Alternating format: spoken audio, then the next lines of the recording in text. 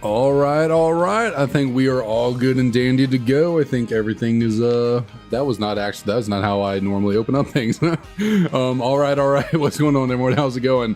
I think we're good and dandy to go. I think we are all squared away, looking pretty dang good to continue on with this freaking Tepig hunt. Oh my lord. I want to get the freaking shiny Tepig. I'm gonna blow a gasket if I don't get this shiny today. Holy, over 14,000 encounters, and we are still looking for this pig that we started up freaking almost 7 months ago. Just absolutely absurd. Yeah, we'll just jump right into it. I'll go ahead and get the Steimer. Get the Steimer on going. Get the timer started, as I meant to say right there. And yeah, we are on our way. And what am I gonna do if I don't get the Tepig today? I don't know, but it ain't gonna be pretty. Probably ain't gonna. No, I'm not actually gonna do anything. I will once again be extremely disappointed. You know, as a parent would be. You know, Tepig's like my son. You know, I'm not mad, just disappointed. You know. But Lady Drop Bear, Red Fox, what up? What up? How's it going? All right, nothing there on the first reset of the night, unfortunately, but that is to be expected. I do not. I would be shocked and surprised if we actually got the shiny early into a stream. Like, not only is Tepig taking us, you know, deep into the abyss of the shiny odds, we're probably not. It's going to be one of those things where, like, when we finally do get it, it's going to be like at the tail end of the stream, which there's nothing wrong with that. I mean, it's kind of, you know, it's kind of fun little suspense to having to wait, you know, a few hours and then it finally happens. But there's also some, you know, merit to just getting it early and being like, well, look at that. Don't got to worry for a few more hours. We are good to go. We are fine and dandy, but I guess it'll happen when it happens. Can't force anything, can't rush it. Just gotta be patient and then remind Tepig every day, I love me some bacon. And today I'm wearing what I guess is my lucky shirt, because, you know, we've gotten 3 full odd shiny starters outside of Tepig. You know, of course, we start up 3 other shiny starter hunts while we're in the midst of this Tepig one, and we get them almost immediately. But for 2 of those, I was wearing this shirt. So this has got to be my lucky shirt. If we don't get the Tepig while wearing this shirt, then I've definitely worn this shirt before while looking for Tepig. Wasn't lucky then, but hey, like I said, I've gotten 2 full odd shiny starters with this shirt on. Yeah, that's a 66% success rate in terms of like what shirt I was wearing for what starter, what shinies we got. I mean, can we make it 3 out of 4? Can we make it a 75%? Can this truly be the lucky shirt? We will find out today. Oh, I got a little group of puppies strutting on in here. Did y'all go outside? Were y'all good? Did y'all go potty? Oh, Mom says, what? Only 3? Yeah, he's insane. I don't know what is up with him and the dirt piles out there, but he just will not give it up. Oh, I know. There's 0 grass. I tell him, I get onto him daily about doing it. He doesn't care. He keeps going. Oh.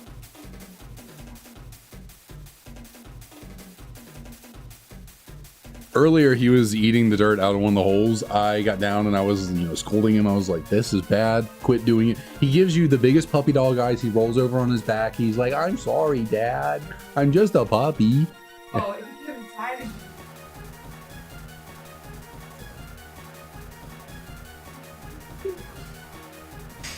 Look at the way Leo's sitting. He's just a little goober. Okay, have fun. Sorry, had to get a little puppy report card there from Emily after taking them outside. They were not good, apparently. Did not go to the bathroom. Ryder continues to eat dirt. Ryder's just ripped up chunks of dirt and grass out of the ground in our backyard. There's little pockets of missing sediment throughout, and he just loves to chow down on it. And No matter how many times I get in his face and I'm like, stop eating the dirt, which it's like, I don't know, it's not affecting him. It doesn't make the yard look great. I don't love it for the yard's aesthetic, but I mean, it's also the backyard. No one really sees it. It doesn't really matter. Leo's the one that I'm more concerned about with the dirt because like he'll eat it and then he throws up. So it's more like, I really don't want, and Leo follows after Ryder. Whatever Ryder does, Leo then follows. So I kind of get like, you know, I want Ryder to stop, so Leo will stop. But my efforts have been in vain. They refuse to quit.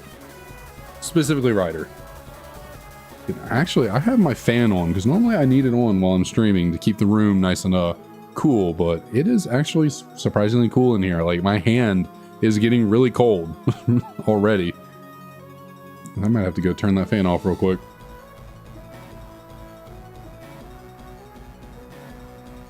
Prefer your dog eating dirt. Yeah, that's lucky. My dogs have never really, I don't think they've ever tried eating their own or even another dog's poop.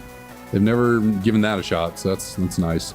They have on occasion thrown up and then tried to eat their own throw up.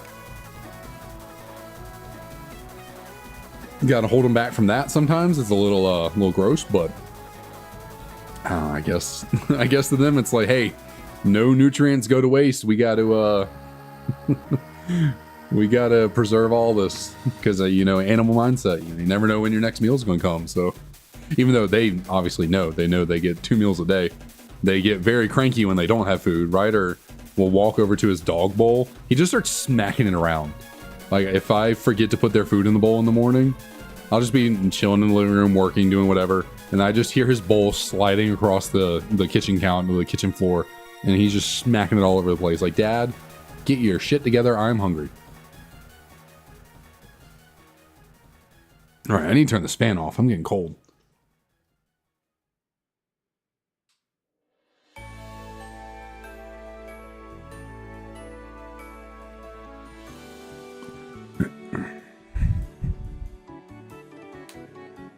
Oh, wow. No, yeah, I've never...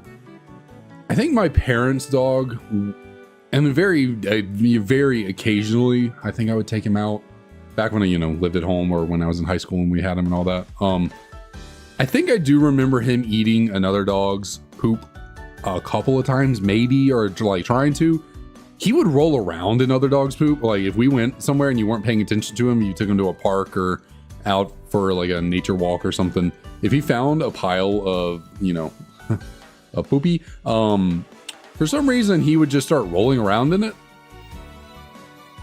And that was his weird quirk, and it was always like, okay, what are we doing here, bud?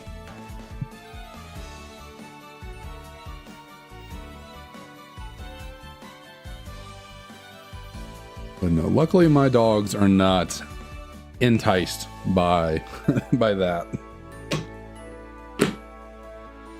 I swear my chair has gotten weird. Specifically this like one setting, my right armrest. It doesn't want to activate sometimes.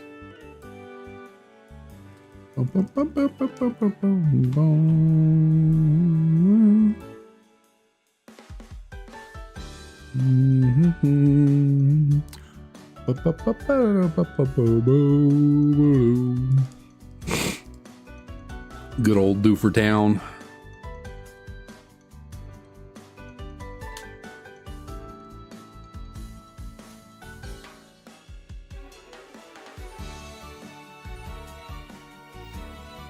You know what I just randomly thought about? In back-to-back generations, Generation 2, Generation 3, they introduced a fighting type gym leader that lives on an island that's separate from the mainland of the region. Now, in the case of Chuck in Johto, it's like the only part of the region that's separate from the mainland. Everything else, it's connected. Obviously, Hoenn has a lot of little islands and stuff here, there, around. There's like Sutopolis and the one where Tate and Liza are. That's not Lily Cove. Shoot, what's the one where where are Tate and Moss Deep? Moss Deep, that's what it is. And then there's obviously the Elite Four over in Evergrande City. Yeah, that was just a random little connection. I was just thinking about Doofer Town, which is where Brawley is, and I was like, I was going to say something about it being like, oh, it's on an island. Shouldn't maybe call it Dooford Island? Because it's like the whole island is just the town. And then it kind of registered to me. I was like, wait, Chuck's also a fighting type gym leader on an island in the middle of nowhere. Just kind of copy and pasted design region and design philosophies between the games.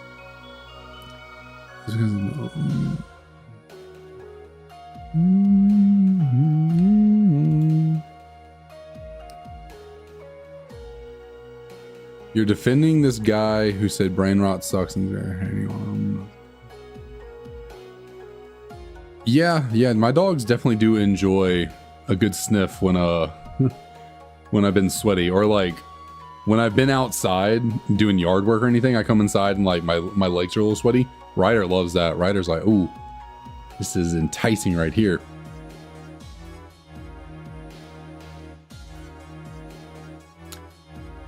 Okay, so people like the brain rot. Interesting. I don't know. I try and avoid YouTube Shorts with all my life because I've heard it's just not fun, not a good time because of that. But I guess I do occasionally post my own YouTube Shorts, so I may be a little guilty in contributing to it. But I like to think that my shorts that I make aren't brain rot. Well, I don't know.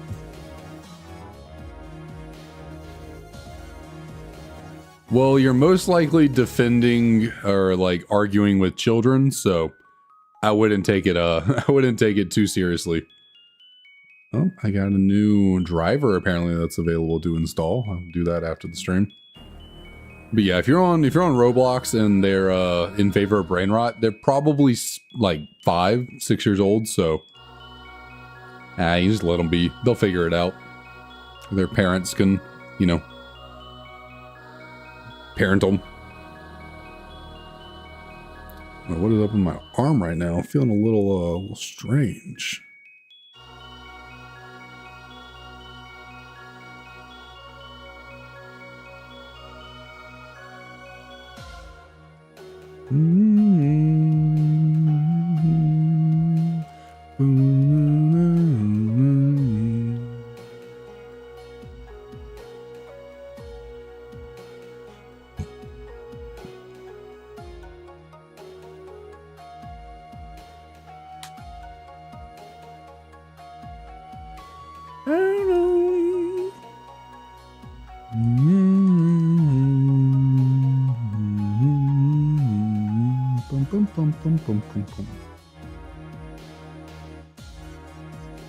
I wonder, should I? I don't know. We'll experiment with it. I don't know. I just today cannot speak. Goodness.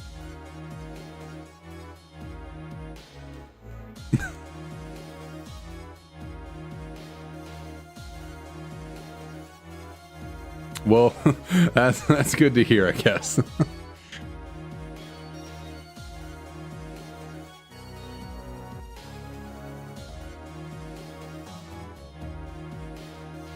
But I was just thinking out loud to myself about something. The last 2 streams, I've made a community post about streaming because I know how YouTube is. I know as a viewer myself that sometimes creators stuff that you typically watch doesn't get pushed through all the time, and then live streams are also weird as well. So I'm wondering if maybe I should, because I was thinking today, I was like, okay, I won't post a community thing about streaming. I'll leave it be for today, but I don't know.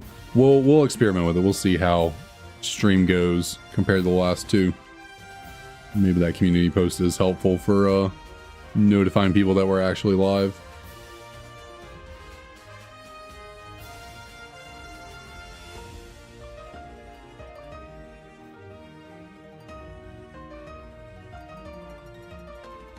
Do I want to make a call today? Like, is today a call kind of day? Do I call my encounter? Do I call my shiny?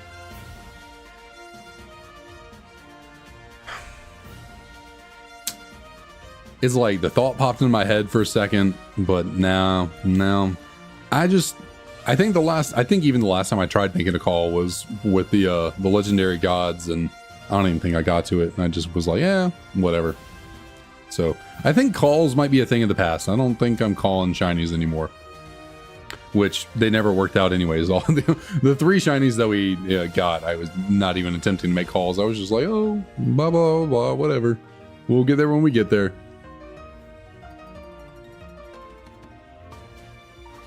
Yeah, and with a game like Roblox, I mean, I don't know.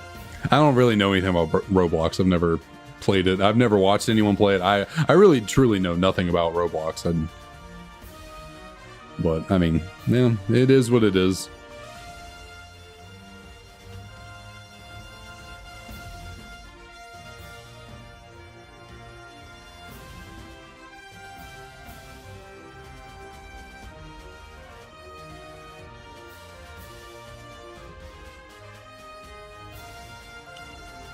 Yeah, it's kind of like, I mean, kids are, it's in part because kids are naturally curious, and so they're, trying to learn. Like, I think a kid's brain is intentionally meant to like try and sponge up as much information as possible, which means they're like constantly looking around, like darting all over the place, trying to like, just look at this, that, and everything. And so like when you start making content in a way that's just like so just like fast paced and blah, like bam, bam, bam, like it, I don't know. They like lock in on it because it's, appeasing that part of their brain that's like wanting to dart around and look from topic to topic, or I don't know. I'm kind of just making up something that sounds good to me, but I really don't know.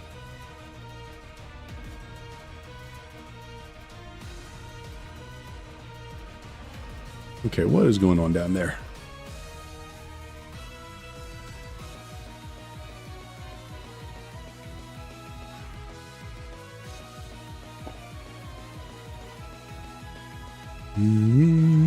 I mean, shoot, I kind of had to de-brain rot myself. I uninstalled TikTok, well before the whole ban whatever thing. I decided, I was like, you know what? I've been using this app for years. I kind of feel like since I started using it, my attention span has gone out the window. Not that my attention span was ever the greatest anyways, but so what is going on with I think my cup is like blocking the freaking signal or something. This is the weirdest thing. The DS closest to my cup is just not receiving the input from my controller. But yeah, I decided to uninstall TikTok, and I feel like it's been for the better. It's given me a lot more time to like actually watch YouTube, which I mean, depending on how you look at it, maybe more or less the same, but at least on like watching YouTube videos, I'm watching, 20, 30, 40 minute long videos, and I'm actually paying attention to longer content and not just fast paced breezing through video after video after video after video. So I feel like in the long run, it'll be good to kind of distance myself from like the super fast paced content and focus more on like long form and more drawn out and thoughtful stuff.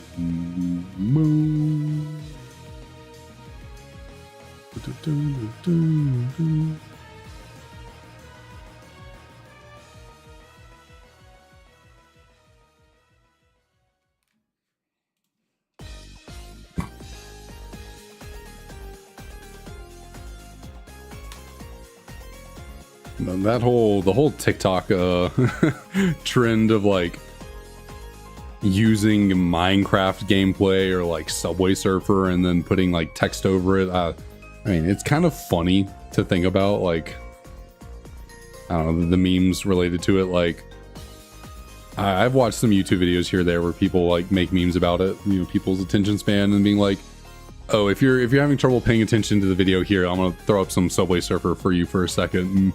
And it's kind of a funny meme, especially because like, I don't know, just the choice of game. I guess games like Subway Surfer and then like people doing Minecraft parkour is like, I don't know, like constant action in a way, like easy to to fabricate too.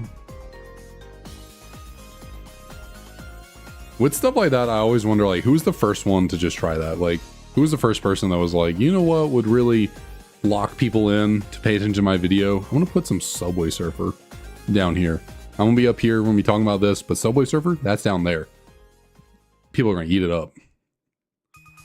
It probably all honestly started as a meme. Like, probably wasn't even a serious, like, intentional choice to like keep people's attention. Someone was probably like, I don't know what to put in the background of my video.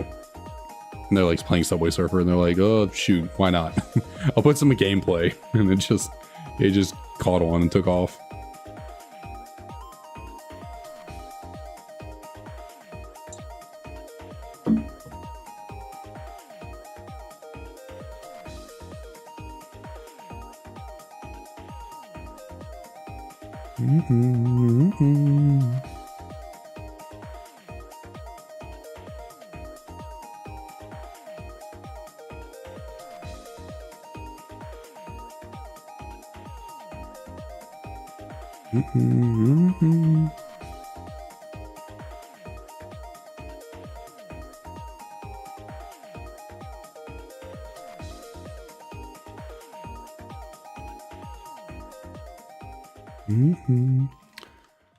Let's see. I'm going to pause this for just a second. Give me a moment here. I'm going to go, I think, grab this right here. Here's how I want to do this. Go here. Let's,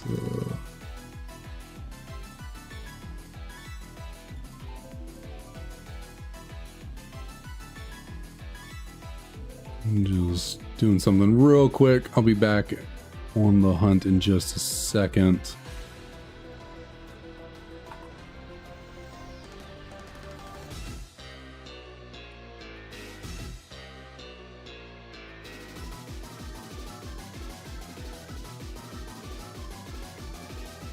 Okay, there we go. Now we can hop right back to it. I gotta make sure to really keep, whenever I am actually not doing any hunting, I gotta make sure to pause that timer. Don't want to pull what I did yesterday and step away for like 7 minutes with the timer just running. But we're about to hit a clean old 14,100 encounters. Just lovely, just beautiful.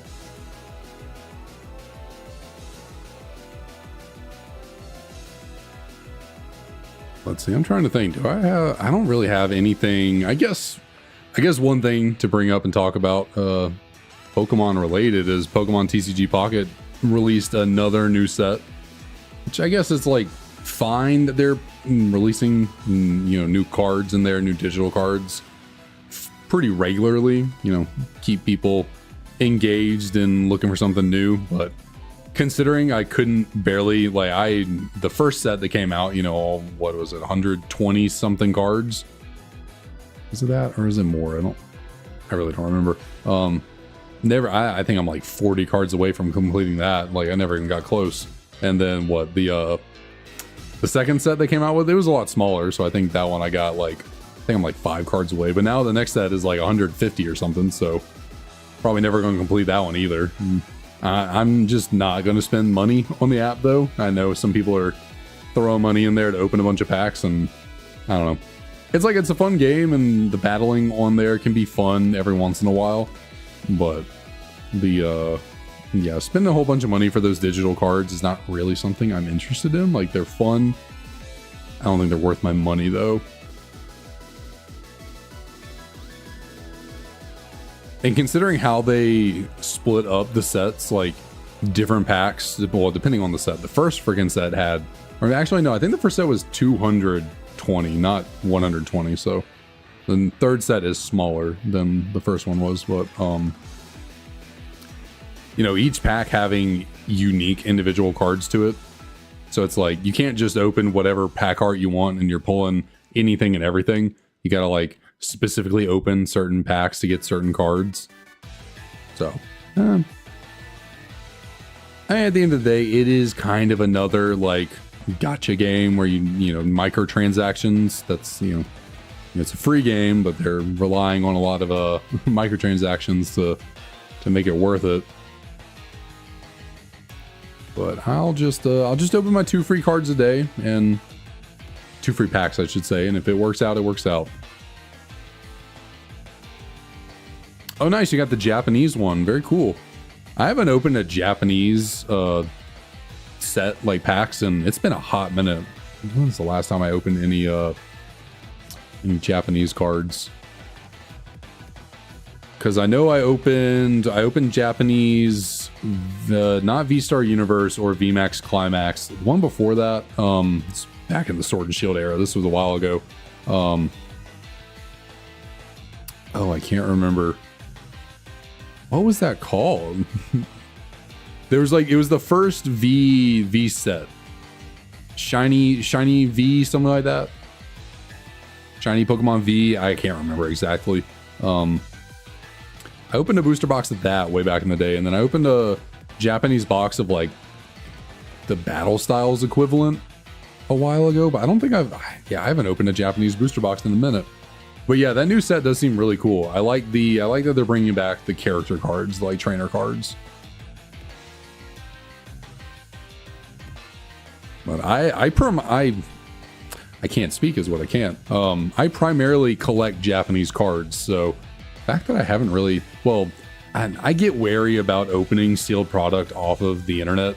Like opening it in store, it's like, you know, obviously you know that if you trust your local game store, which they should all generally be trustworthy, in like big box stores like Target, Walmart, like you don't really have to worry about resealed product there. Now, yeah, it's only English that you can get there, and you know, if you're in a craze like we are now, then there's just no packs to be found anywhere. But yeah, I'm not the biggest fan of buying packs to open online, at least not nowadays.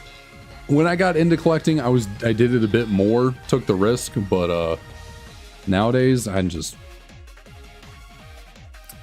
And then I've seen so many, like when V-Star Universe did come out, so many people were or was it the one after that? It's one of those special sets that they released at the end of every year.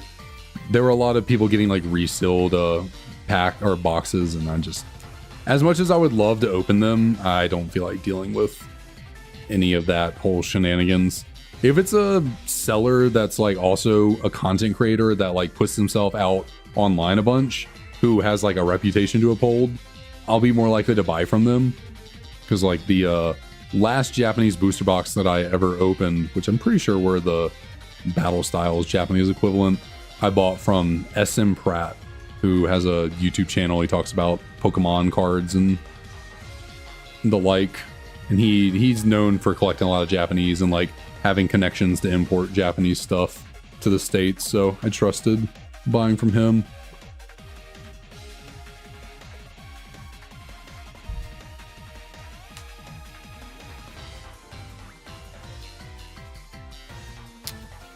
Yeah, I don't really enjoy selling my cards much.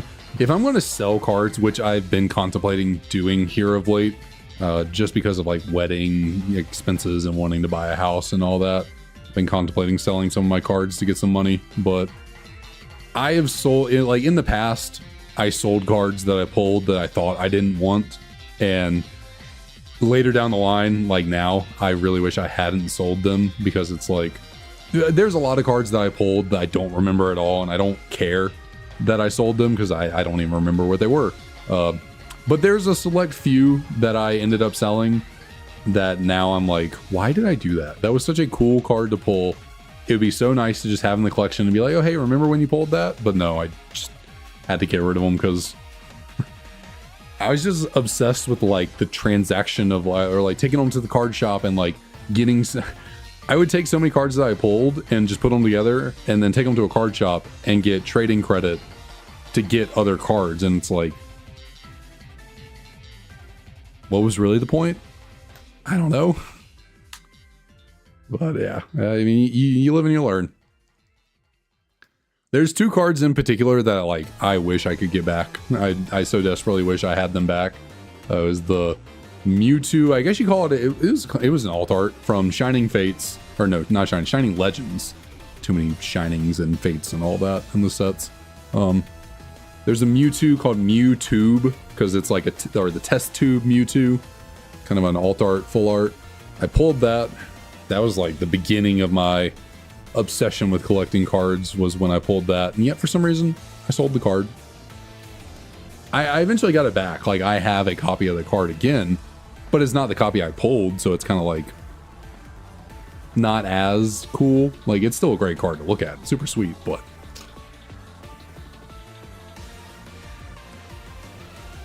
I wish I had the one that I pulled. And then I pulled the Arceus Dialga Palkia Tag Team Alt Art from Cosmic Eclipse. That card is stunningly gorgeous. It is one of the coolest artworks. Like, it is not just the Pokemon on the artwork. It is a statue of the Pokemon together as if it's like in a museum. It is so incredibly cool. I pulled it in the same tin that I pulled a Rainbow Charizard from Burning Shadows. Like, that's the greatest tin the greatest Pokemon product I will ever open in my life was that tin. And yet for some reason, I sold the Arceus Dialga Palkia card. Like, why? I kept the Charizard, you know. So yeah, like, why I decided to sell that card, I have no idea. It was such a dumb decision. Especially because, like, I didn't even get that much for it. Like, I think I got like 80 bucks, which sure, it's a decent, I think I sold it for 80 bucks, and then after eBay fees, it was like 65 or something that I got. Well, that card nowadays is like $200, so if I ever want to get it back, which I do, it's a really cool card. I just got to blow a whole bunch of more money than I got back, than I got for selling it.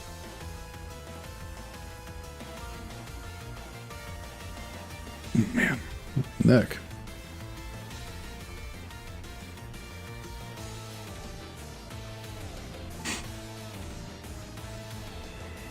But yeah, that was actually like 4 years ago. It was around January of 2021 that I opened that tin.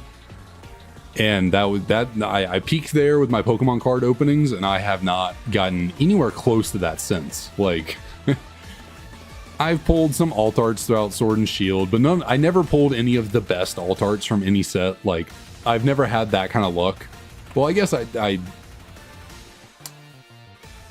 in the Sword, well, I'm trying to think, from the Sun and Moon era, did I pull any of the best alt arts from the Sun and Moon era? I pulled the Psyduck and Slowpoke alt art, which I don't think that one's the best from its set. I sold that. I pulled so many alt arts not really knowing what alt arts were when I started opening, especially from the Sun and Moon era. There's so many alt arts that I pulled that I sold, and in hindsight, it's like, what were you doing, dude? Like, yeah, I sold the Psyduck and Slowpoke alt art. I pulled the Blastoise and Piplup, also from Cosmic Eclipse. Sold that one.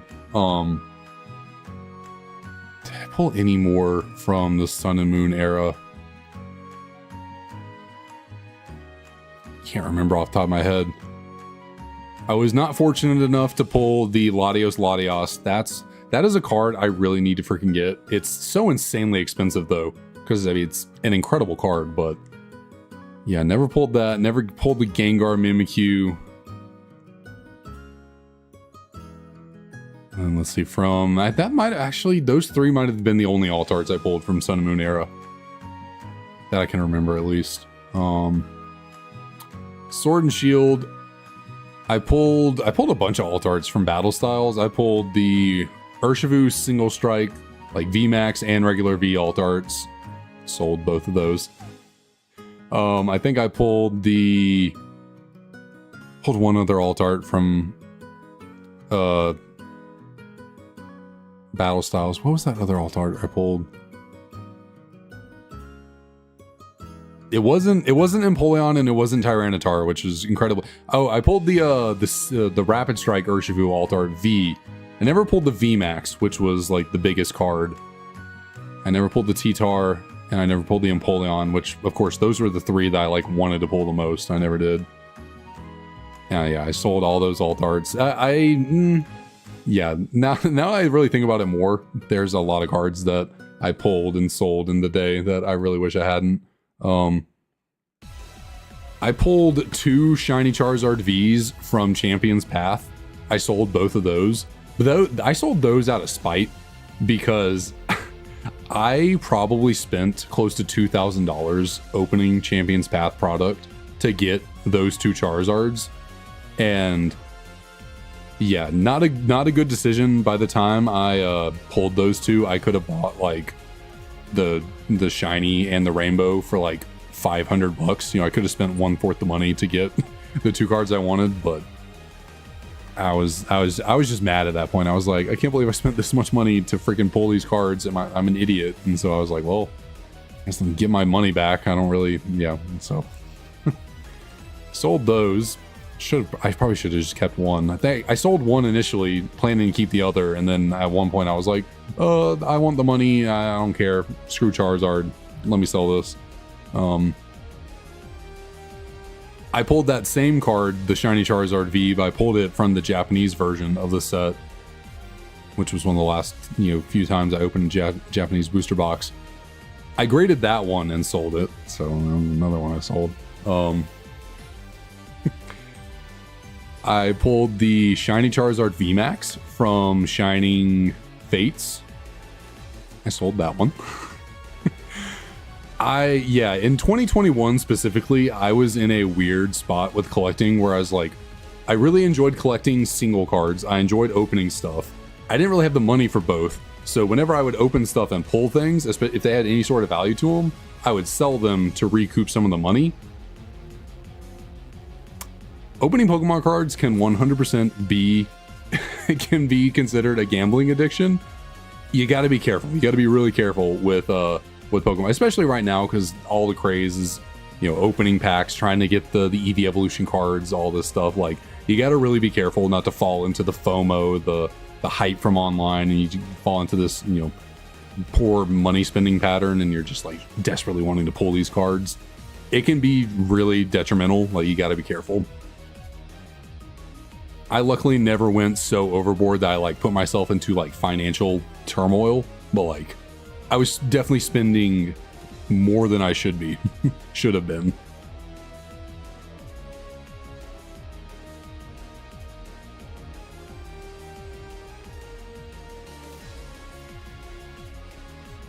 But I didn't sell everything. There's still a lot of cards that I did pull that I kept. I didn't sell it all. There were just some ones here there that I ended up selling that I was like, well, I kind of wish I'd kept those, but you live and you learn. You just gotta keep trudging forward. Ryan, what up, what up? How's it going?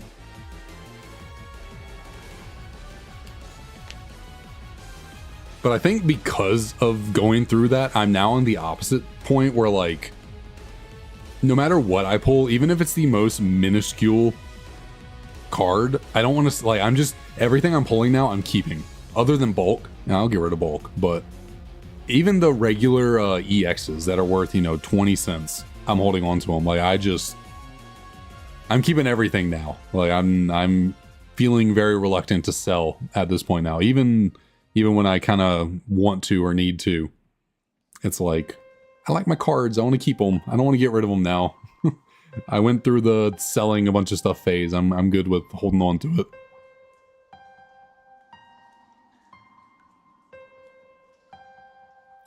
Yeah, pulling moving. Yeah, moving is a pain in the ass. Good lord. I hate moving, which probably gonna have to be. I don't know if we'll be moving later this year or if it'll be next year, but we certainly are going to be moving sooner rather than later, because we would like to get a house, and I'm gonna have to move. But we've been here long enough that we haven't had to move. It's been a little bit. I've been here 3 years when this current lease expires, and if we do another year, it'll be 4. So at least get to go 4 years without moving, which is good because in 2022 I basically moved twice, so that was not fun. It was one singular movement, but it was moving out of an apartment, putting everything in a storage unit, going up to Wisconsin to stay in a hotel, and then coming back 4 months later, getting stuff out of the storage unit, moving it into this house. It was a lot of moving, a lot of moving going on in 2022 for me. Most things squared away with the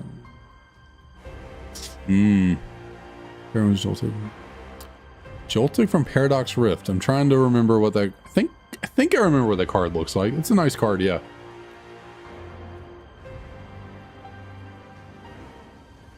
Okay, I gotcha.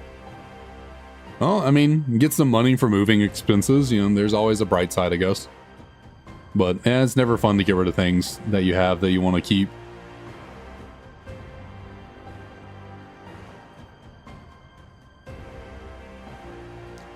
One with the big yamper in it.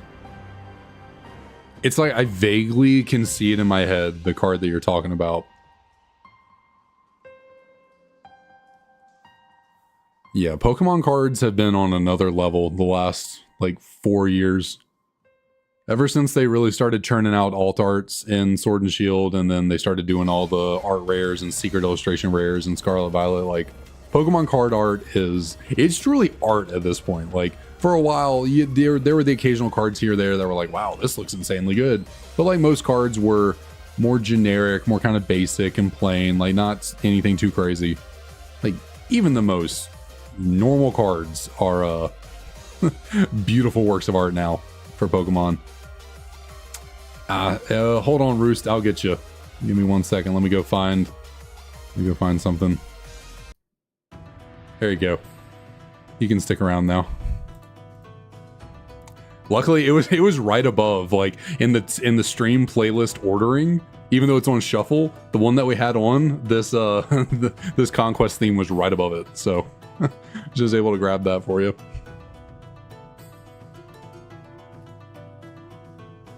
See if you can guess what it is. I'm sure you can. I'm sure you know.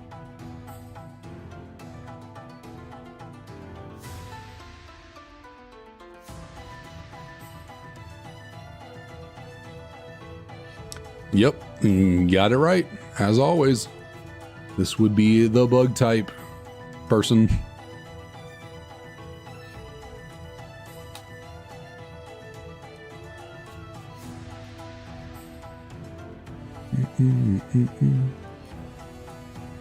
Oh, didn't mean to do that.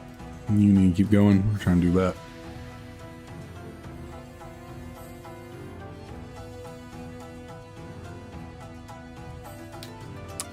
I feel you, Ryan. I feel you.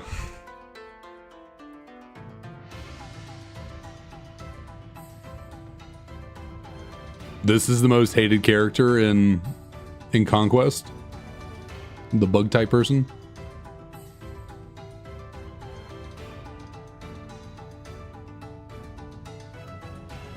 Okay, okay.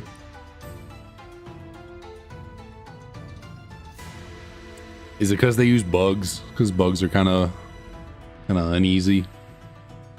I guess to be a person that likes bugs, well, not necessarily. You know, not everyone who enjoys insects are, you know, creepy like insects. Because then I started thinking about all the bug type gym leaders from Pokemon, and I was like, well, none of them are actually like creepy in any way. They're all normal. You know, you got Bugsy. He's a fun. He's a little kid catching bugs. You got what? You got who's another bug type gym leader? Berg. Berg's interesting. I kind of like that Berg is a bug type person because, like, you know, silk, you know, bugs, all that. Viola's a photographer. You like take cool pictures of bugs. The bug type trainers are solid in Pokemon.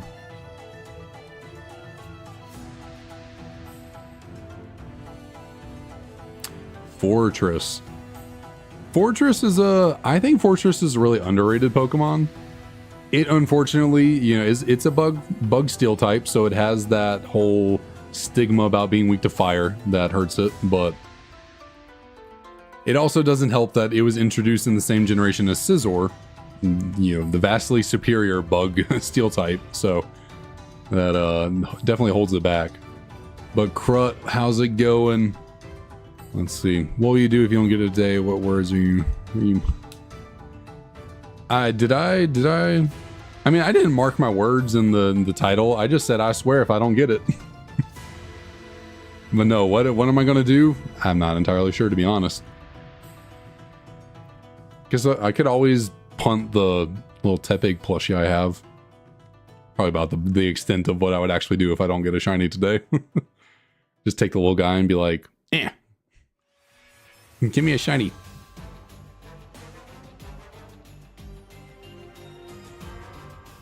What's so bad about it?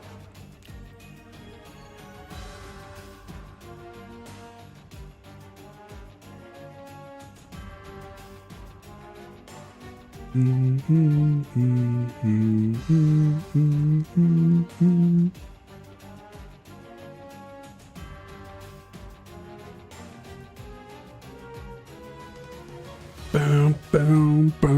boom, boom.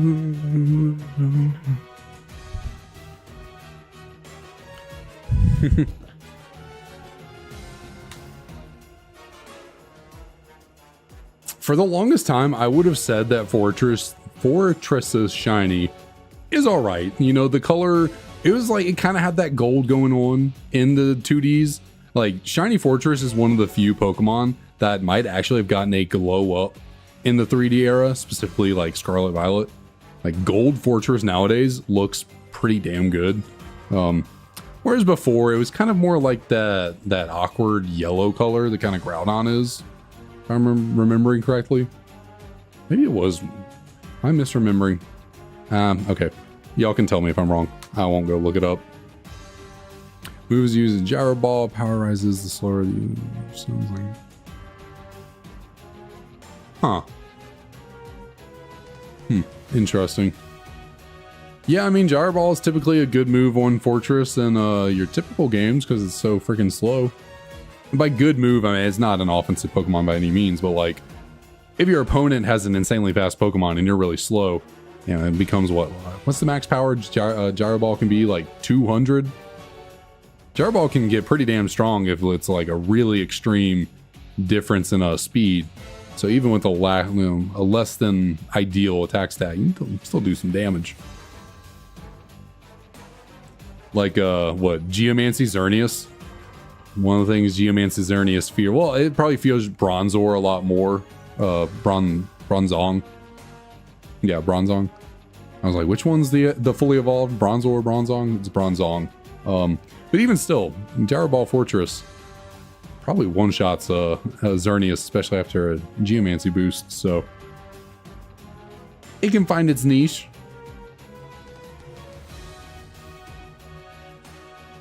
With the G-Ball. How in the world has... I just can't believe I haven't got this freaking Shiny Tepig yet.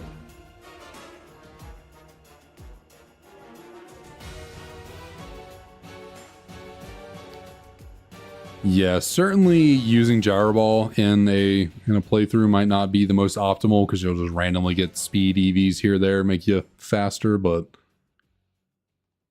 And then because the Pokemon you're going up against don't have any like EVs or anything, or like, you know, not speed optimized, then they're not going to be as fast as they could be. So certainly when I'm playing through a Pokemon game, I don't think I ever use Gyro Ball. I don't remember if I might have recently used it a little bit on a Ferrothorn in Black and White using it, but... Or was it? I might have just started using... Maybe I was just using Iron Head. I probably actually had Gyro Ball and like got rid of it for Iron Head or something like that.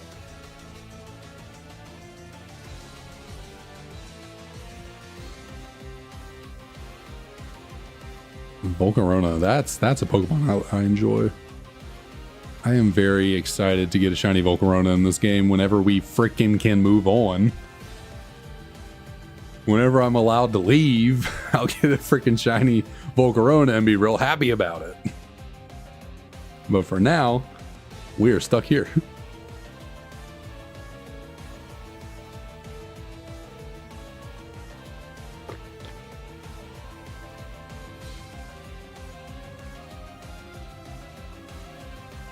Yeah, super defensive Pokemon like Fortress are not super ideal in a playthrough setting where generally just being fast and hitting hard is, you know, what you need to win, or what is most optimal to win.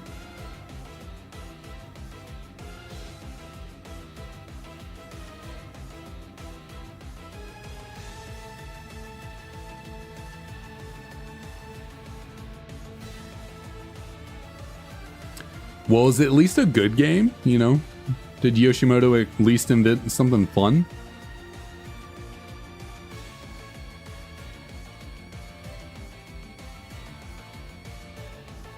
Yeah, it's just, I really want to get, you know, I really want Shiny Embor, so like I'm gonna play through the game with the Tepig so I can eventually get to Shiny Embor.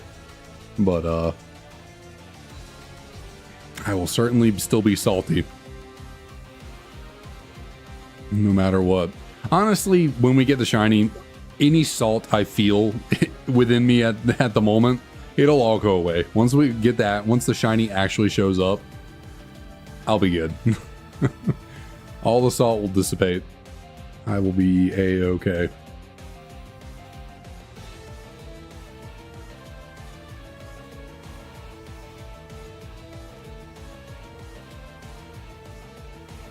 You hit balls and balls.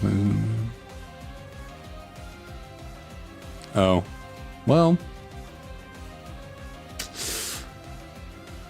Yeah, it doesn't sound the most entertaining or most thrilling game.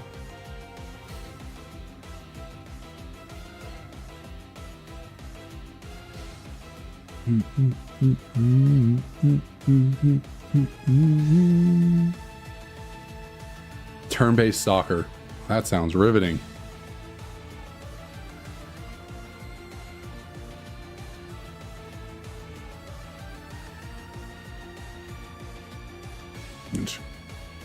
That feels like it could be a fun idea for like a meme sport.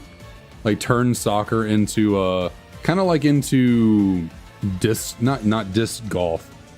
Ultimate Frisbee.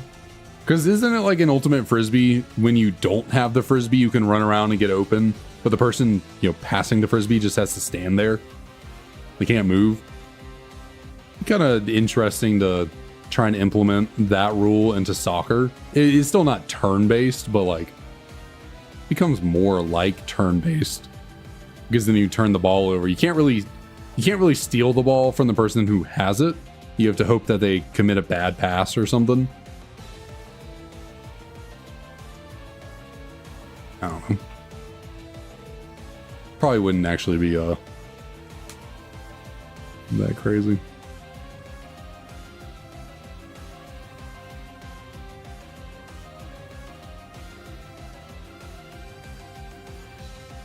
And I don't know what I did to my elbow, but it's like I'm feeling really strange today.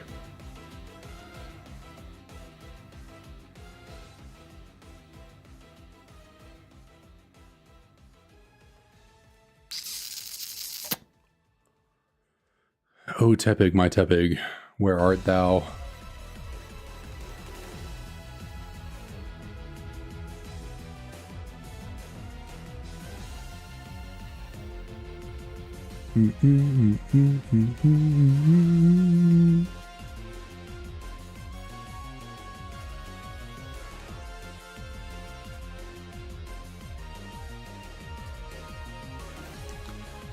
Roost, you and I think alike. You and I think alike. In that regard. And in a lot of, you know, regards of the, you know, Black 2, White 2 as well. Both big fans of the games. Yeah, I mean, I probably don't dislike soccer as much as a lot of Americans do. I did grow up in a family that, like, prioritized playing soccer. My sister played soccer a lot and all that. I don't ever really go out of my way to watch it, but I don't despise it. It's kind of fun during the World Cup. That's about it. But I cannot stand baseball. It is so incredibly boring. Like, baseball is just dull. I don't understand people who are like super into baseball enough to like watch it on TV. I can understand going to the games are fun. Like, I always have a good time when like my friends and I would go to baseball games, but that was just more because I was hanging out with my friends. Like, it's so chill and just so boring that it's just kind of like hanging out. and just relaxing. You're not actually watching an intense like event. You're just kind of sitting there, you know, eating a hot dog, drinking a beer, and just like chatting.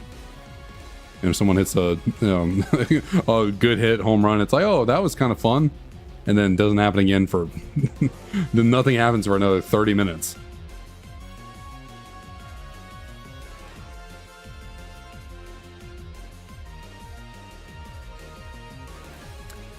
Fair. I mean, I'd say baseball is fun if you're pitching or batting. I just can't imagine people who play outfield are having very much fun. Like, you make 2, maybe 3 plays a game. Like, you're just standing there in the outfield, just waiting for something to maybe happen. Kind of chilling.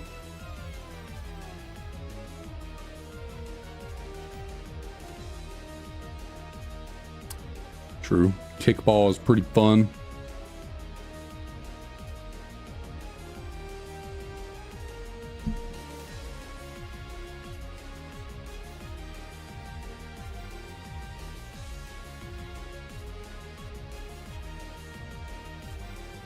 Oh, getting a little behind here. All right, little pig, come on. Goodness. This is just craziness. This is just wild.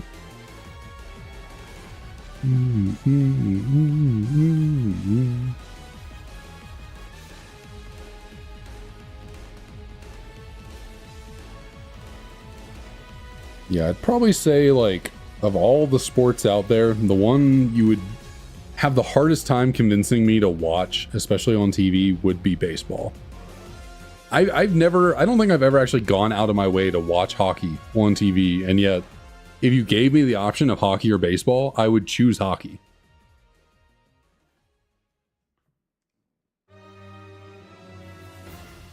You gave me the option of golf or baseball, I would watch golf. Like, I actually enjoy watching golf.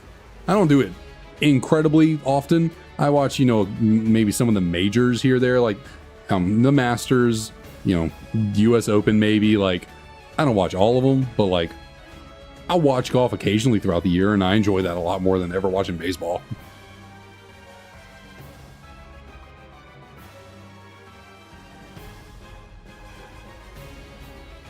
Yeah, I think there's a reason why baseball stadiums have to have so much outside of them to like entertain you. Like, you know, being from Georgia, like I've been to Braves games, I've been to their new stadium with all the bells and whistles that they have, and it's like, you kind of need baseball to be like the stadium to be just a big tourist attraction, because otherwise like the games are just too boring to sit around and just watch the entire time.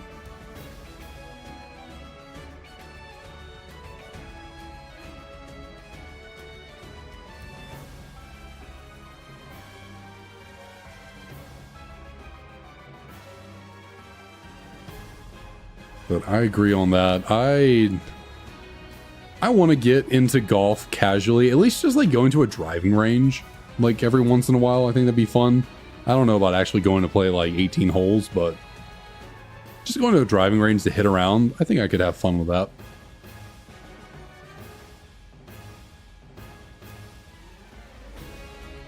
And while I don't have a set of golf clubs.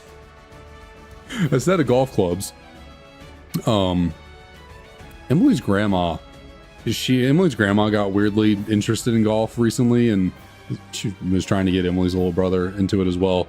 I don't think he was really biting, but so she's like randomly picked up golf clubs from like thrift stores or antique shops or whatever. And a while back, she asked me if I wanted a set of golf clubs, and we were in a hurry and we're like doing stuff, so I, you know, couldn't really accept them. But I don't know. It kind of actually would be nice just to get a free set of golf clubs, even if they're a little older and maybe not the most ideal clubs. Still be just kind of nice to have.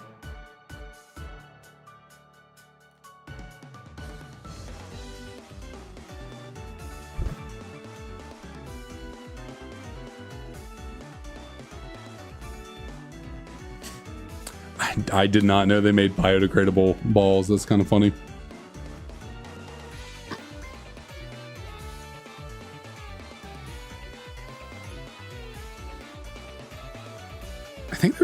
there's a driving range not that far from me.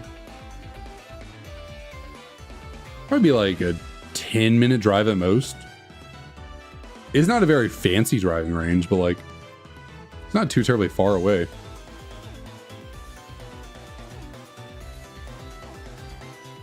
And then my dad golfed a lot growing up. He was big into golf. He and my grandpa are big golfers.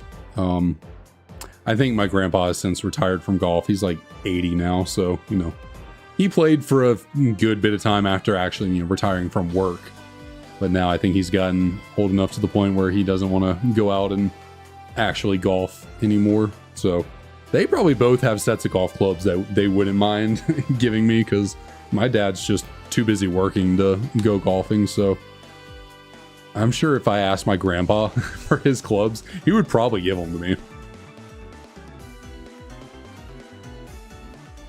And I'm sure my grandpa has a lot nicer golf clubs than Emily's grandma has picked up just randomly, because he was actually serious about playing golf. So he probably actually has nicer clubs.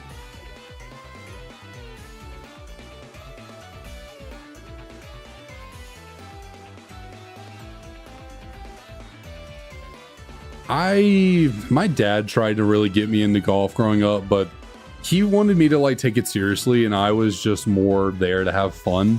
So it stopped being fun because he started taking it too seriously, and I was just like, yeah, I'm just having a good old time out here. I'm not trying to like be Tiger Woods. I'm just trying to, you know, smack some balls however, you know, which way, and just, you know, goof around. I certainly can hit a golf ball better than a lot of people, but I am not great by any means. Really, all I can do is hit a driver decently well. My iron play is not very good.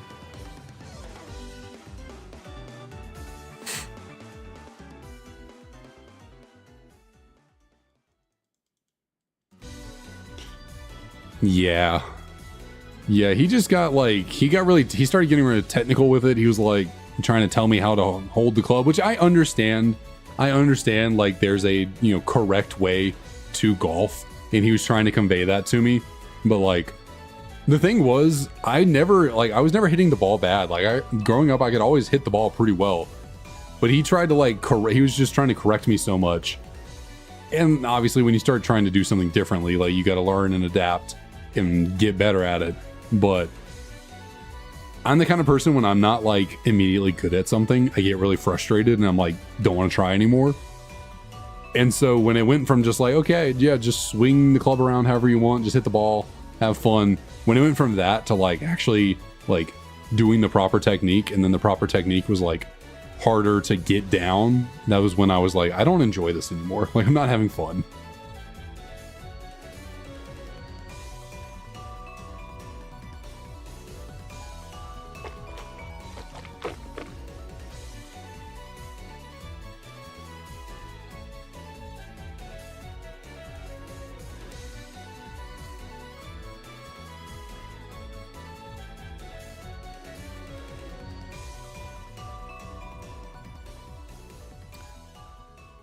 Yeah, mine. There's like, you know, the technically correct way to swing a golf club, but any way that hits the ball straight and far is a viable way. But, you know,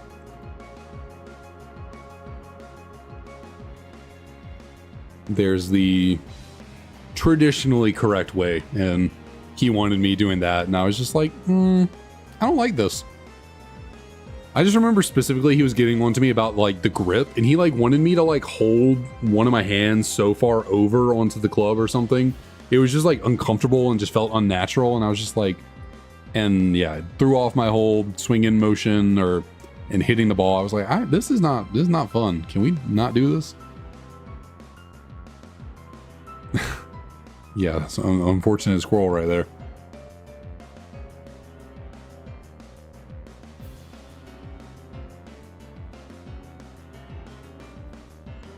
Oh.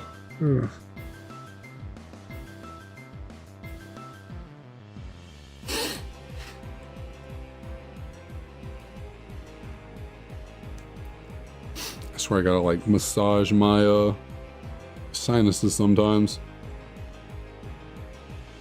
Hopefully, eventually my allergy shots will actually start helping with all of this like they think it will. Speaking of allergy shots, I tried to go get some today, and it was like vial testing day, as they call it, where like you get a new vial of, you know, allergen shots, whatever, and they gotta like test it to make sure you don't have a crazy overreaction to it. Well, they tested me and I had a crazy overreaction to it, so yeah, I'm not in like, I didn't go into like anaphylactic shock or anything, but you know, they give you a little prick with the serum on it, and if your arm welts up too much and like swells up like a big mosquito bite, then they're like, you're probably not going to take this vial very well, so we're going to dilute it some more. So yeah, drove all the way out there just to not actually get the shots, so a little unfortunate.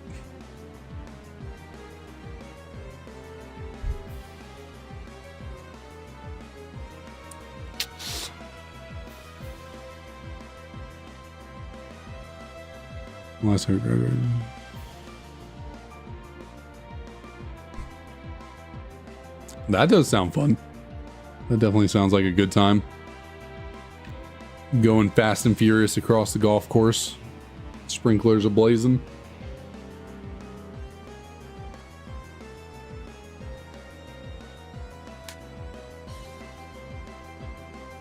I don't know what I did to my freaking back or like arm, because goodness, I'm just like in a really, just feeling real awkward over here. Like just my arm got a strange sensation in it.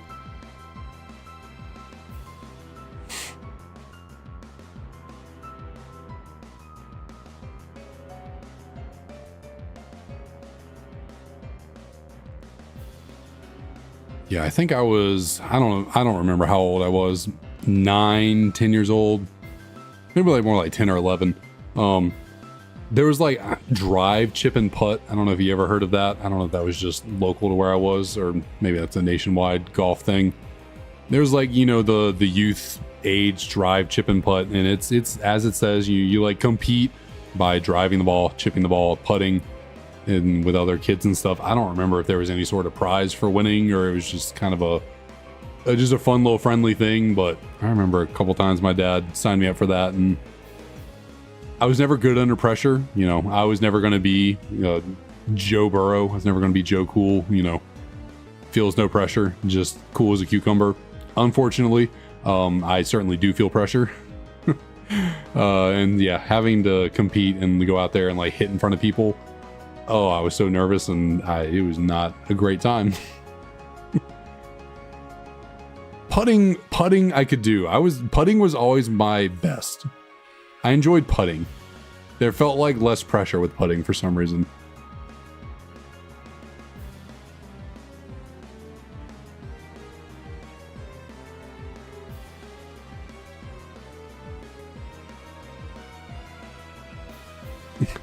I jumped into the lake one time with a flip phone back in middle school. My dad was not very happy with me.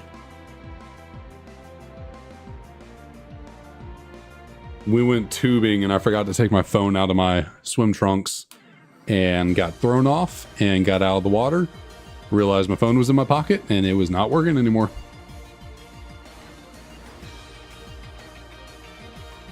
I still remember that phone like it was yesterday. It's a little black and gold flip phone. It was real thin.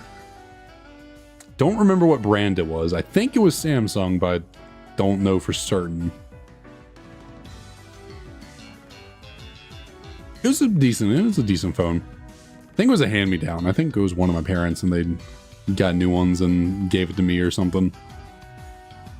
I was always getting their hand-me-down phones, which they also, I think my dad was just like really into phones or something at the time. I feel like they were always getting new phones because I was always getting a new phone, but it was just theirs that I was getting. I can think about it in like middle school before I ever got an iPhone. I think I had 6-7 different types of cell phones, but again, it was just all theirs. They would get, or either like they would switch them around or this, that. I don't remember what was going on, but I started with a little tiny basic flip phone where you could like change the front little plate on it, and then I got what was next after that? I got it was a big brick of a phone, but it like flipped up sideways. So there was a big keyboard on the inside, but the front of it when it was closed was like a typical keyboard with a really tiny screen. That thing was literally like that thick. Like it was a thick ass phone, like big boy. Then my mom got a BlackBerry and wasn't using her Motorola Razr anymore. So I used that for a little while. Then, like I said, I got that black and gold phone. I feel like there was one other I'm forgetting.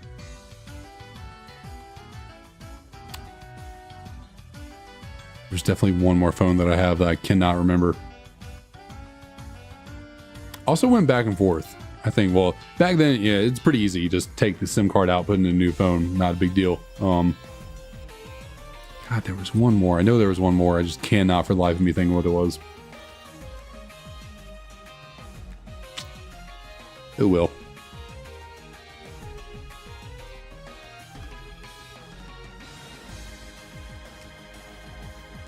I'll never forget in 7th grade getting in trouble because the Razr that I had, my mom's old phone, even though it was on silent, I forgot to charge it the night before. And the phone, even though on silent, should not be making a noise.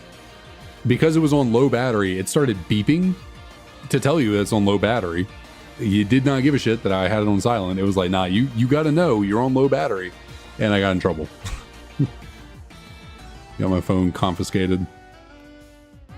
I was like, I wasn't even on it. I wasn't even getting a text. It was just low on battery.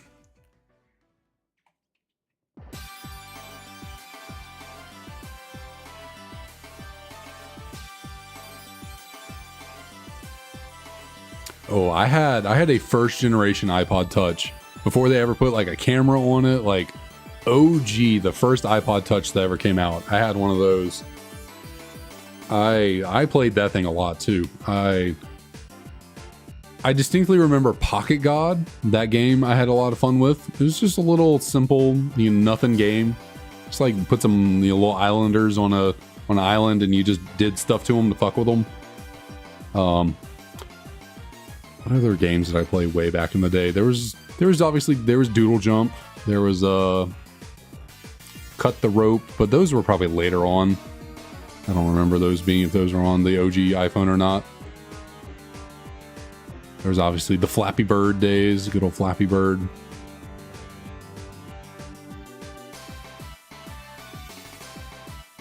I used to load, I know I had just pages upon pages upon pages of apps on that iPod Touch. Like, I probably had 12, 13 pages, like, maxed out. Well, I don't know if you could max out the pages, but I had a lot of them.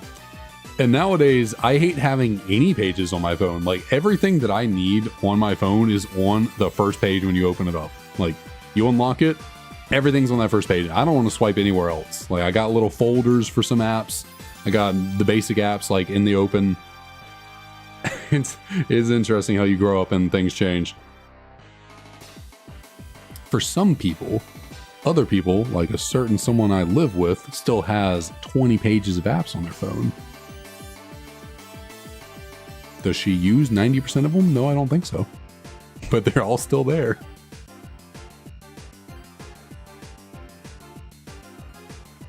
She must, I don't know if she went to sleep or what. The door's open. Probably she can't hear me.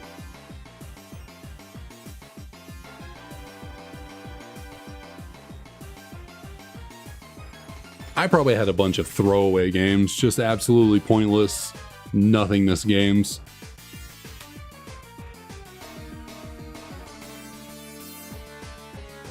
But quick before I forget what I was thinking about with the my phone getting confiscated in 7th grade, that reminded me. So the same teacher, that 7th grade teacher, she was a real she was a kooky lady. Like, she was known for being just off the wall, weirdo, crazy. Like, she was something else.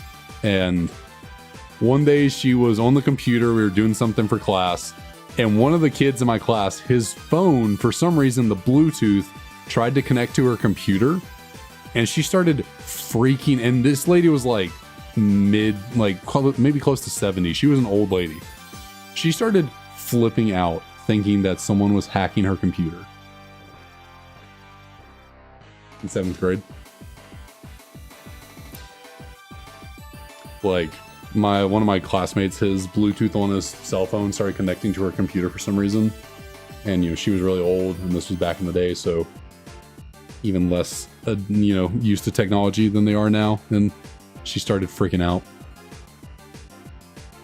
She started screaming, "I'm being hacked." Did you not hear me talking about you? About me? Yeah. I was talking about all the apps you have on your phone. Because I see you get on your phone and scroll through 12 pages of apps to try and find something.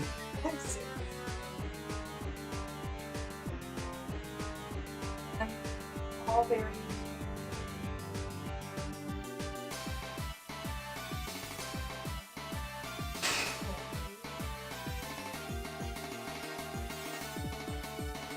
Yeah, I don't have any games on my phone anymore. I guess if you consider Pokemon TCG Pocket a game, I have that. Outside of that, I don't have any like game apps on my phone.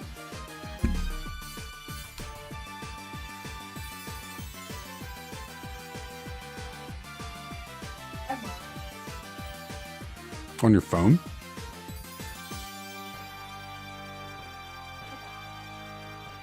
I don't think I've ever seen you play that.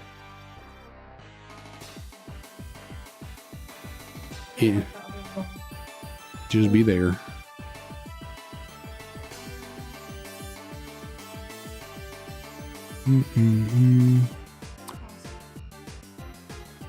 Crossy Road. Don't remember that.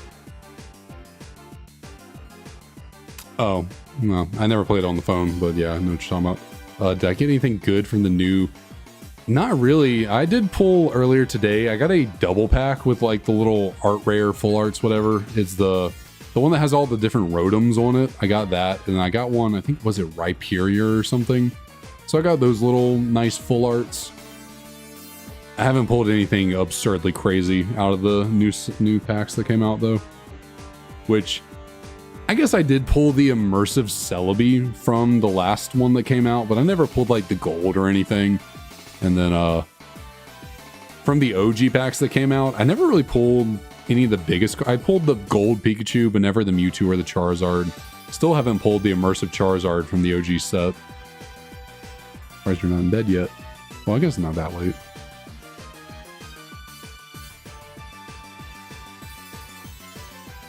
What was it? Okay. Why?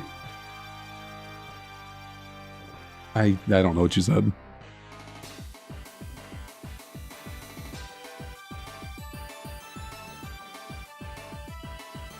Oh, well.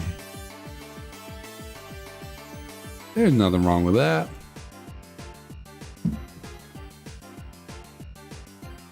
I had to clean out the vacuum.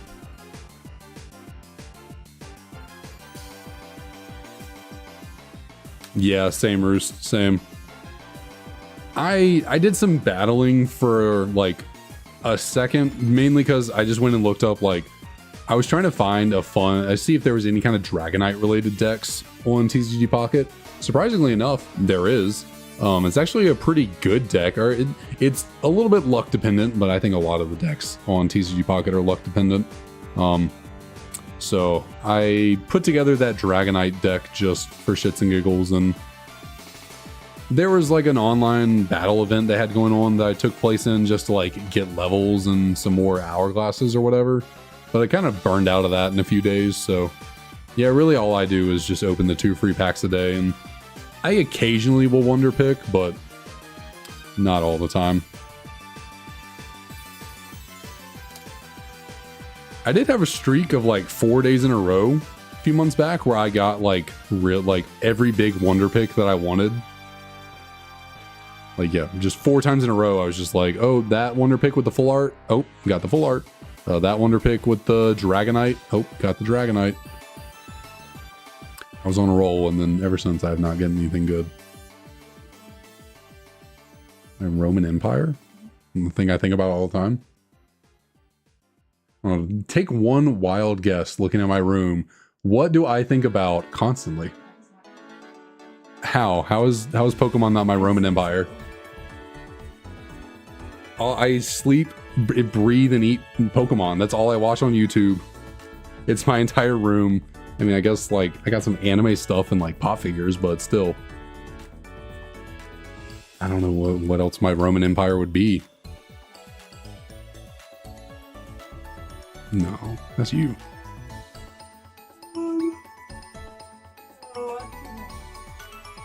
Oh, yeah, wax.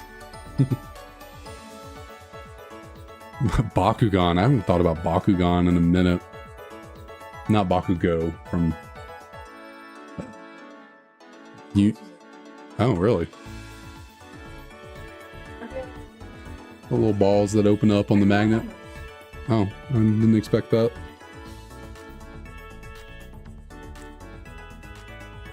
Katsuki Bakugan.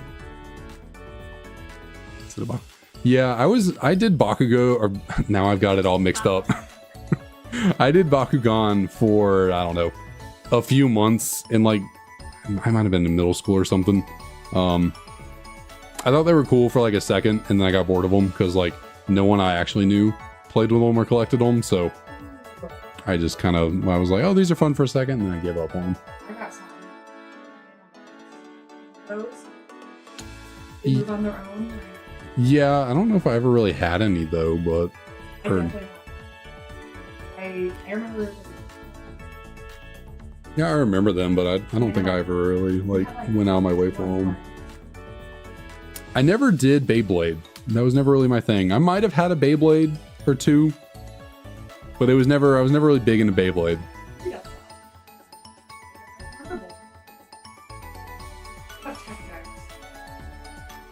I had some Tech Decks. I think Peyton was more into Tech Deck than I was.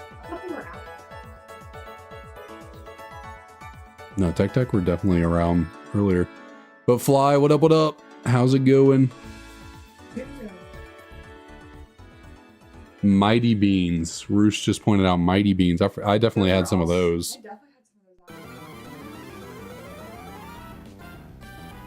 Fushigi Ball. I still Fushigi!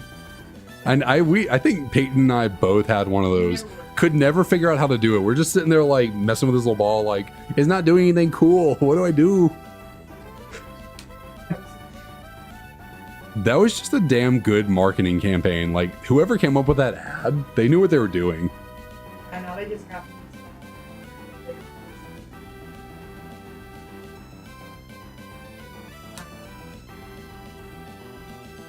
I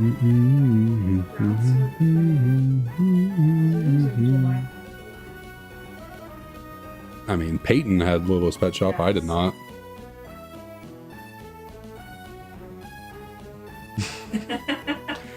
What about Neopets? I thought you loved them. Didn't you have like a... Or no, what did... You had the little like... Oh, Webkins is what I was thinking of, not Neopets. I was like, weren't you the one that like... Yes, I have.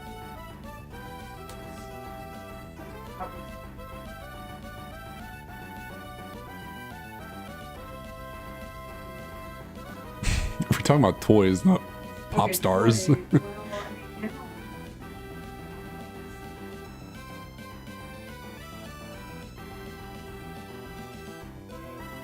I had a lot of Star Wars action figures growing up, which I still have them here. Yeah.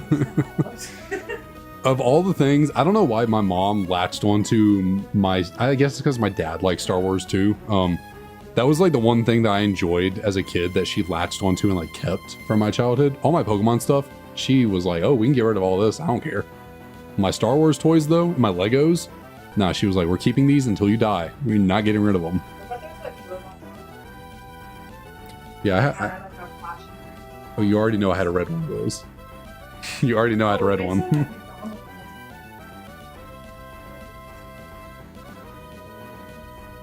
I had like the white.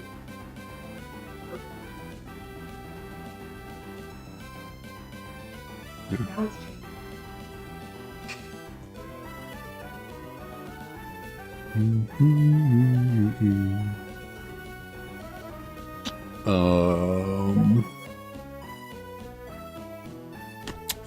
I can't really think of any. What else did I have other than like Legos? Legos were big for me growing up, but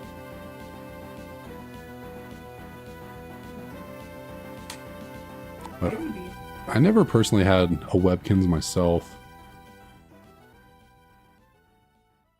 There's Fortnite Mighty Beans. Didn't know that. They're a little baby. I thought I heard some baby footsteps coming. Oh, hello, Leo. He's like, where do I go? Where's mom and dad? Come here, buddy. Oh, I was destined. Where are you going? I really was. Diabolo. What is Diabolo? Never heard of that.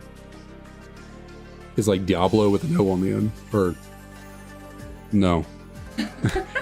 Diabolo. Diabolo. Diablo? No, Diabolo. Oh, it is newer or older? I'm not sure.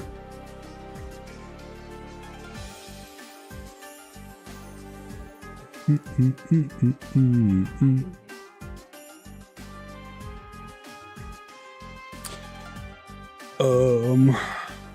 don't know. At a certain point, toys stopped being my thing, and then I just started playing a lot of Call of Duty.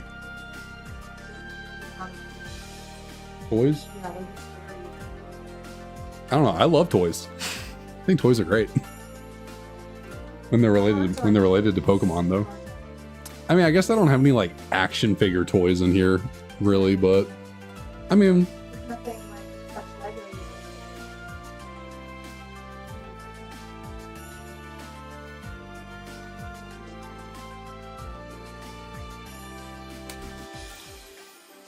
it's a yo-yo thing that you control with two. Oh, I'll look it up. What a Diabolo is. Yeah, I definitely had yo-yos growing up. I was not very good with the yo-yo. Might have had the Yeah, here I'll look it up here in a second. It goes like this. Maybe. Yeah. Pause the timer real quick. Let me look it up. Diabolo. Oh, this thing? Enhance image. Remember that that's- thing is on the side? That one. Can't get I a... just had like. Well, No, mine was like a really stick with some small- strings and a little spinning top. Mine was like a really small. I never knew what it was called, but I definitely recognized that thing. Never played with one myself growing up, but I recognize it now, looking it up.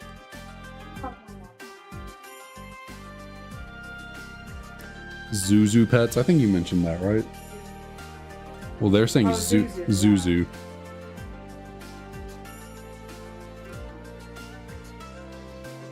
Okay, a little... Oh, I'm not going to do that. How do I still not have a freaking Shiny Tepig? This is insane.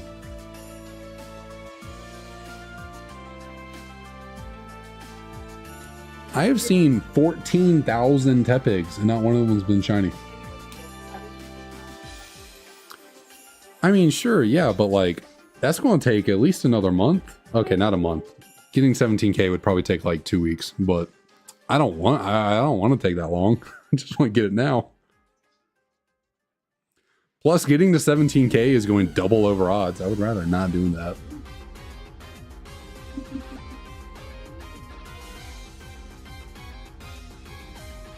Not Rubik's Cube. Furbies. Uh, I remember Furbies. Those things were creepy. This little, or the patrol. the little fluffy, you know, potato-looking guys with the ears and the big old eyes. Well, they're just like potato shape, you know? They're just like big lumps. Oh, yeah, Fly just brought up hex bugs, which you were talking about. Hex bugs, nanobugs, they're probably both. They probably both existed. It's Used a hex bug as a hair comb. Okay. I guess they did have the little feet on it. You could like brush your hair with them. But hey, you got to be careful with stuff like that. You put a little mechanical thing in someone's hair, it might get caught. When Emily was really small, she took. You were 10 when you did that to your mom? I thought you were like 2. Oh no. No. Okay. This is I decided to go to the game. And I bought something. Goodness. What was it again? I don't know what it was. But what was the thing again? Oh, this is Is a Zoom pet or whatever? the little Yeah, so when Emily was younger, 10, I guess, she took one of those, electronic little Zuzu pet things that scurry around on the floor, and she put it on top of her mom's head, and it got stuck in her hair. She was pretty mad. You're lucky you didn't have my parents. I used to go. I actually.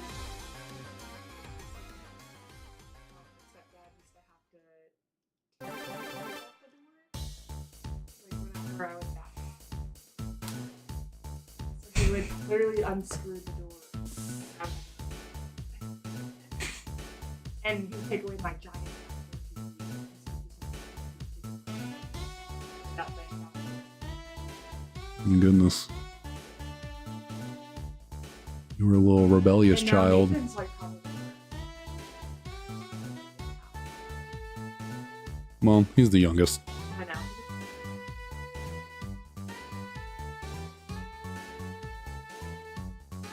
It's always how it goes.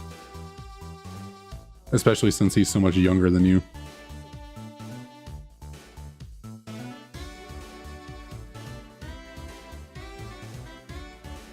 But hey, you got to be the younger sibling for your dad's side, so you got the special treatment in that regard.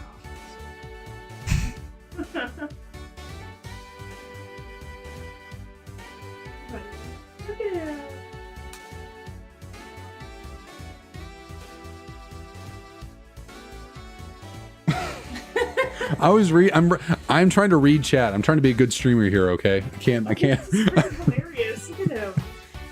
Trying to be professional. But yes, I saw He's like, he's doing like Ryder does and getting on his back. Roos is going to talk about all this with his coworkers since we brought it up.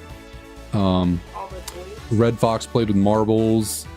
Fly the Wubble Bubble Ball. Do you recognize that? That was like. I don't remember a Wubble Bubble Ball. One does not. One does not ring any bells. The Little Fury Drone. No, that one. I don't think I ever had any drones or anything like that growing up. I think the one time I ever had like a airplane or something you could fly around, I think we flew it for about 10 seconds and it crashed and broke. Oh, I definitely had Hot Wheels and like Hot Wheels tracks. I forgot about that. Yeah, because. I wasn't crazy into it, but I still had like Hot Wheels and Hot Wheel. I had a Hot Wheel track. I think I just had one that did like a figure eight or something, just looped around.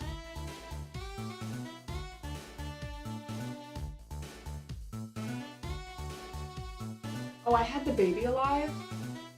So, like, I was obsessed with Baby Alive. And the Baby Alive was so special. Producing it. Had to put ice That sounds lovely. in it was supposed to replicate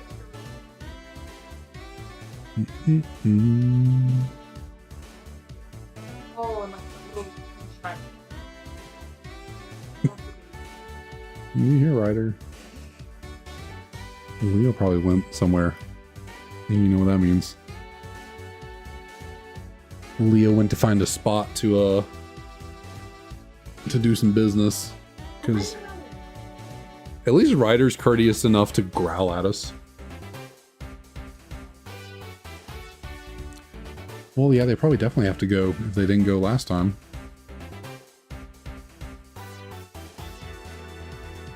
Well, take them outside. They probably need to go.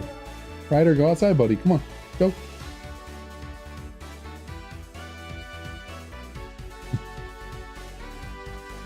Ryder, go outside.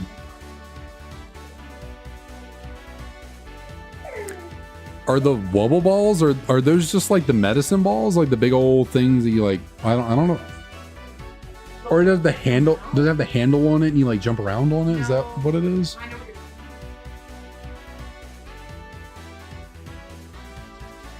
you're I know it's like a big version. I just don't know if it's like the ones if you're blowing air into it or if it's just freezing air. Rooster says a giant bubble ball, see-through and squishy. I don't remember that. I remember it in the commercial.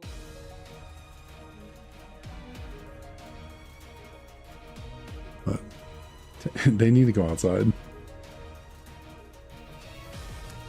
You know they do. I need to stretch for a sec. Oh, did you hear my back right there? Goodness, that was a pop and a half.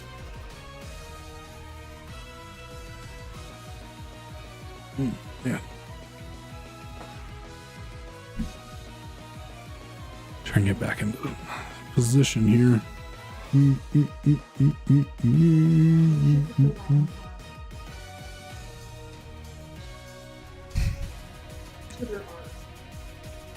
Yeah, I've seen pictures from back in the day, like Toys R Us when it was still around, or back when Pokemon first came out, like the big old shelving displays of all the Pokemon Red and Blues and Game Boys and all that.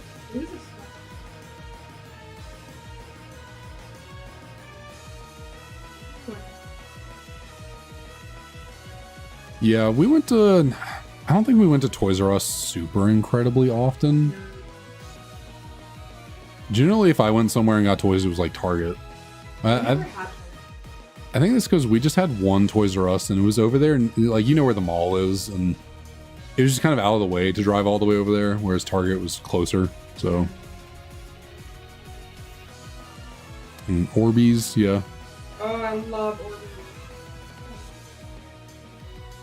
I don't like those little padded in kinetic sand. Oh, but anyways, these dots you could like 3 dots. And it would make little things you could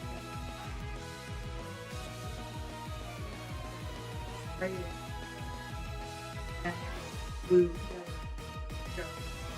No, I don't remember that. And you had like a whole station. Do not remember that. I remember Connects. I had Connects growing up. Well, what do you expect? I told you. Excuse me? Right there? They're not gonna wait forever. You know them. Go show me. Right now.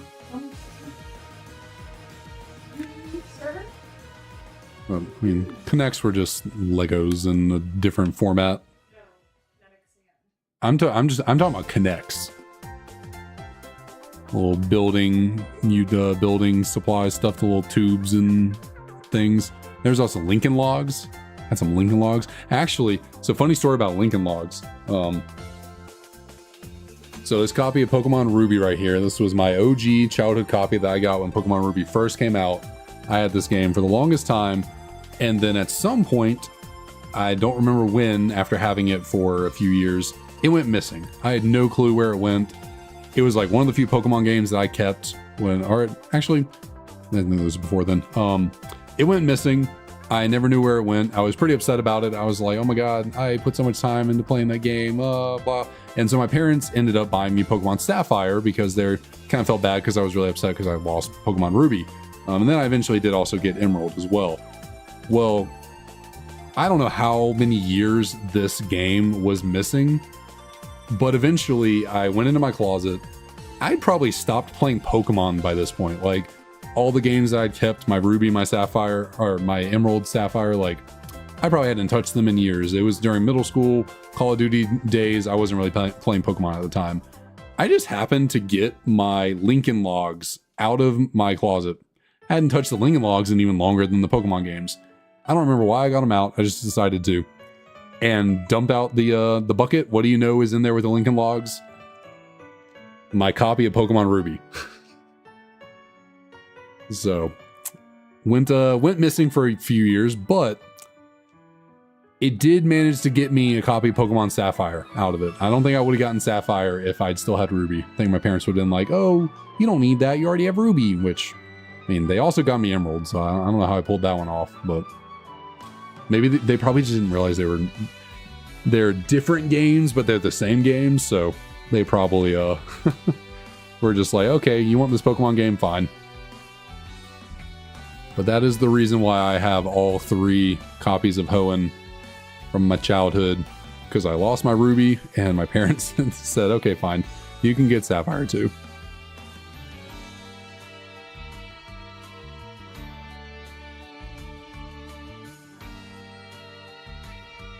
Ooh, 3 years ago? Yeah.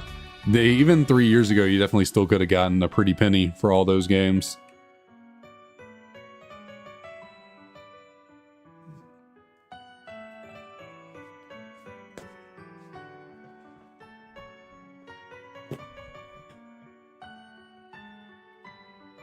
Yeah, I luckily know that, you know, all my games from my childhood that I kept, I still have them here with me. It wasn't many. It was just, I mean, well, I guess there's all the, like, Call of Duty games or random, not like every game from my childhood that I kept. I just kept a few of them. But the ones I wanted to keep, like my Pokemon games, I still have. There's a couple of the Pokemon games like Crystal that I got rid of. A bit unfortunate, but yeah, I guess the only games from my childhood that I got rid of that I would, other than like Pokemon Crystal, that I wish I had kept was Kingdom Hearts. Kingdom Hearts 1 and 2. My OG copies I got rid of at some point, and actually, just reminds me, probably a month ago, within the last month, I bought a bundle on Steam of every Kingdom Hearts game that has ever come out, and I've yet to actually play it. It was on sale. I've been wanting to play Kingdom Hearts again, and so I was like, shoot, why not? I can buy it. It's every game to play. I think a few of them are just like movie cutscenes to like tell you what happened. You don't actually play them, I think. But I do need to actually get on board that and play the Kingdom Hearts games.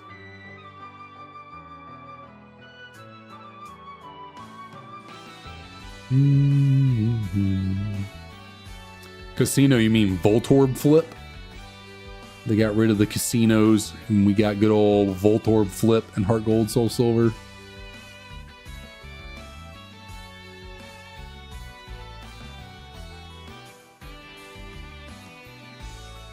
Yeah, Voltorb Flip was a pretty fun minigame. I enjoyed that one. But I enjoyed hitting the slots occasionally. 8-year-old me. I enjoyed going into the Celadon Game Corner or Game Corner in Mauville and doing some slots. Can you turn that light off? Well, why'd you turn the light on? You're destroying my lighting in my room.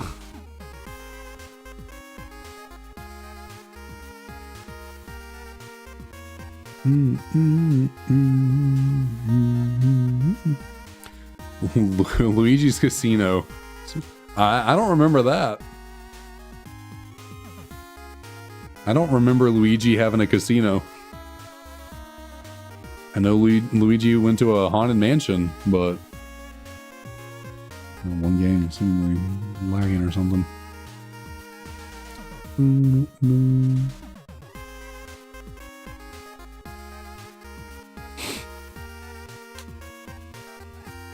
I don't think ever in my life, though, I actually like played the slots, you know, the casino games in Pokemon enough to truly get what like stuff out of there. Like, if I ever got things out of the game corner, it's just because I accrued so much money that I was able to buy the, you know, the tokens or whatever you call them. Like, I never actually won enough from playing the slots to buy whatever TMs or Pokemon you could get.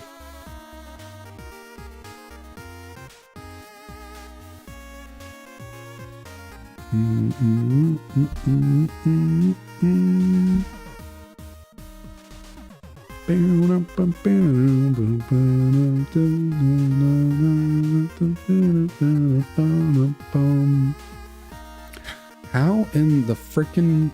How do I not have a shiny Tepig yet? Come on. This is insane.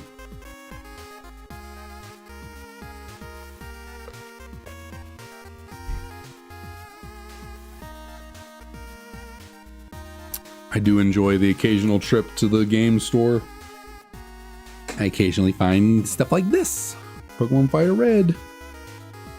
It's always a treat, especially now that Pokemon games are so high in demand. When you actually go to a used video game store and they have a Pokemon game, it's a good feeling. Even if you don't get the game, it's just a good feeling. You know, it's just fun. It's nice. Like when I went to the game store recently, and there's two kind of near me. So I got the Fire Red from one. My copy of White 2 that we're using right here for hunting Tepig, I got from a different one. And the game store that had White 2, I'd been in there, I don't know how many times, not a single Pokemon game on the shelves. I go in there, they have White 2, they have Platinum, they have Red, they have Ruby. Like someone must have came in and gotten rid of all their Pokemon games very recently. So that was pretty cool to see. I was tempted to buy the copy of Red that they have there because I don't have Red, I just have Yellow here behind me.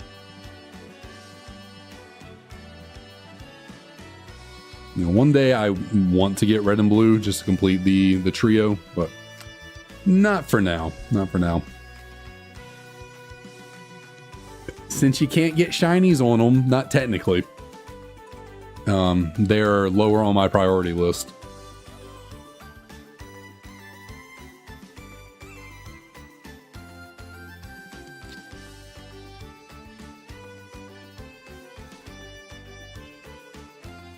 Okay, gotcha. Yeah, I need to restart the save file on this Fire Red game and start playing through it. It's like I could probably leave it alone and be fine. But, and actually it probably would be best just to restart it. That way I have both on, you know, all three of the birds available, because the save file that's on there, they already caught Articuno and Moltres, so probably should just restart it so I've access to all of them as well. And then yeah, they definitely, I think they grabbed the gift Eevee out of there already. They grabbed one of the Hitmons, so I should definitely restart. That way I can utilize it for our soft resetting. But I'll have to get either, I don't, you know, ideally I want to get an English copy of Leaf Green, so I have, you know, all four. I have the 2 Japanese, the 2 English. But they're so expensive in English and they're so much more affordable in Japanese. I kind of just want to grab another Japanese Leaf Green and just call it good. Because unfortunately, my like need for uniformity, I don't know what you would call that, like soft resetting with 3 games on the screen just feels off to me. Like I don't think I can do that.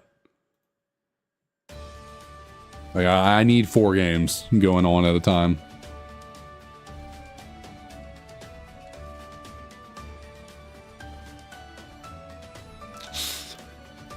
Yeah, well, I mean, you don't have to go through Gen 2, luckily. You just have to go through 3 and 4.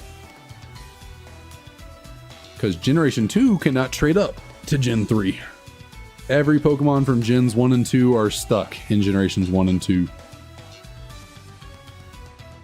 But I guess, you know, Gen 2 in the sense of the Gen 4 remakes.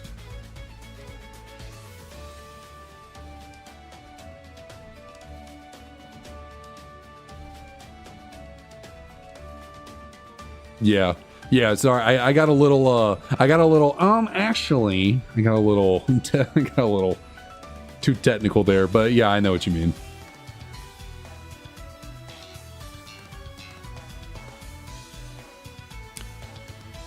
Goodness. All right, Tepig, you only got 12 minutes, buddy. We do not have much time. We need a shiny tonight. Because if I don't get it, you know what? If I don't get a shiny, he eats it. What does he eat? I don't know. Wall, foot, something. Isn't that right, Leo? This little Tepig's getting it if we don't get a shiny tonight, and I gotta hurry. I don't got enough time for this. The clock is ticking. Oh, y'all got in trouble. Ooh.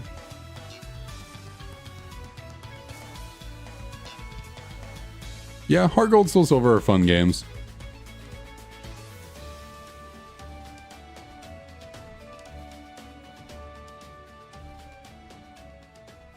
Been replaying through Soul Silver recently, which I still need to catch the freaking Lake of the Red Gyarados Lake of Rage on stream so I can continue playing the game.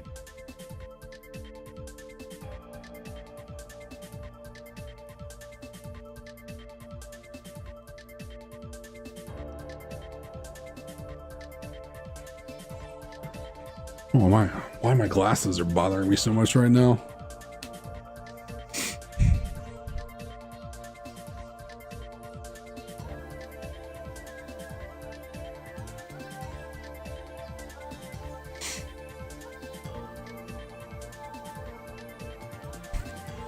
I'm actually saving that joke for the Haxorus. I am saving that one for our shiny Haxorus from the Nature Preserve.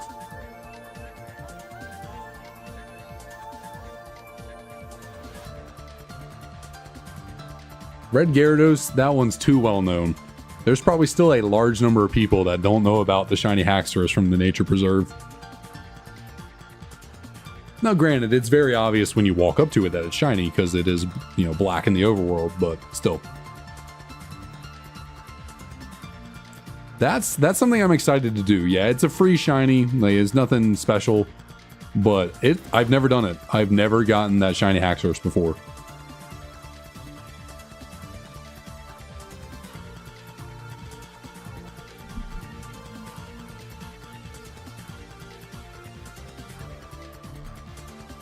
I have never actually, because what, you just have to complete the Unova Dex, or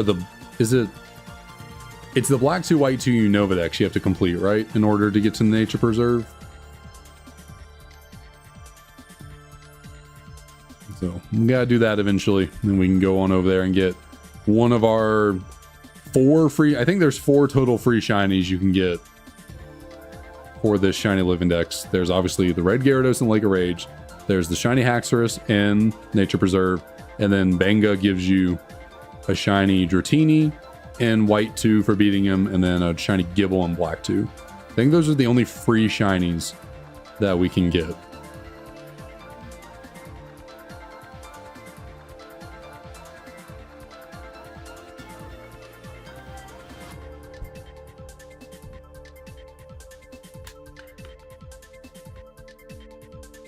Okay, you just gotta see the Unova Dex, not actually catch it. Okay, well that's a lot more doable.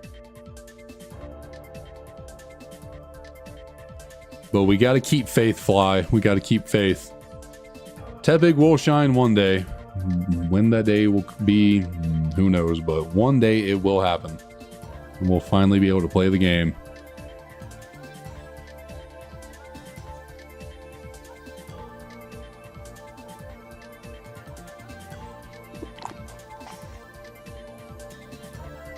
What I need to get a Steam Deck, or no, not a Steam Deck. A Steam Deck would be cool. I need a Stream Deck, and I need to load it up with the sound bit from South Park where it's like, well, what do we do now? Now we play the game. You know, so whenever we get this, I get, you know, I've got time. This Tepig's not showing up anytime soon, so I can go buy me a Stream Deck and load it up, and when we finally get this thing, and run that sound. I've been wanting to get a Stream Deck for a second, but I just feel like I wouldn't be good at utilizing it. Other people are like, I see other people being like so quick with it, so witty about using their audio cues. I'll try my best, but I might not be the best at it.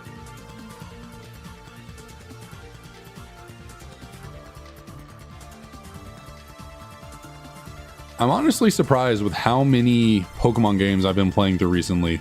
I haven't run into any random shinies.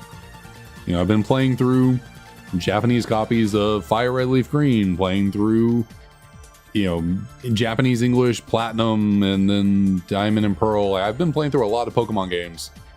here recently, and I have not run into a random shiny yet.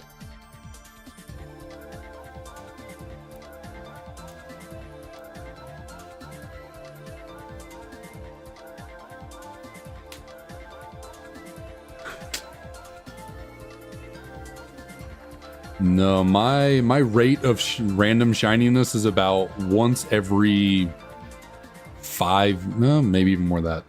I probably get a random shiny in the wild every 6 years.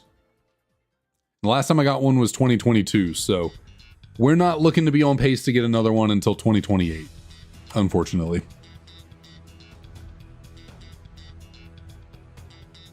You're stuck in the tutorial. Yeah. The best part about shiny hunting, early game tutorial slog when you're looking for Yistadas.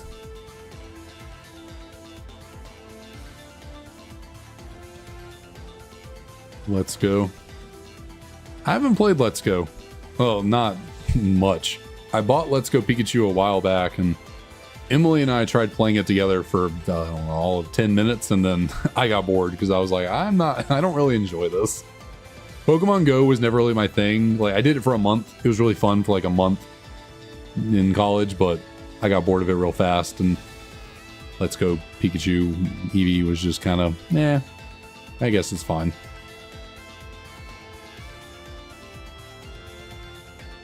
I really like the art style. I feel like it's a little, well, for a while it was underappreciated. I think now, after all that is, gone on with 3D Pokemon games, people are more appreciative of the art style from Let's Go Pikachu and Eevee.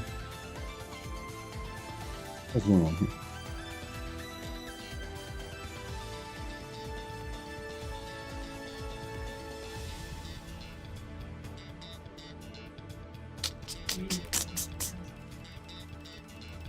That little goober.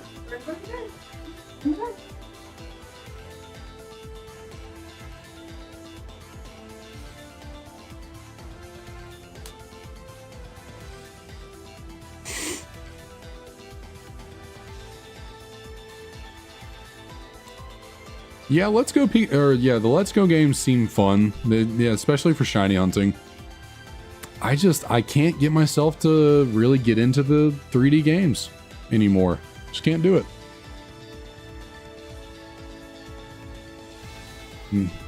It also, I have fallen a little bit into this, like, Leo going crazy for some reason. I've fallen into a little bit of a needing content to make to play the games. Like, the reason why I'm playing through all these games so much right now is because I have this to do and, all that.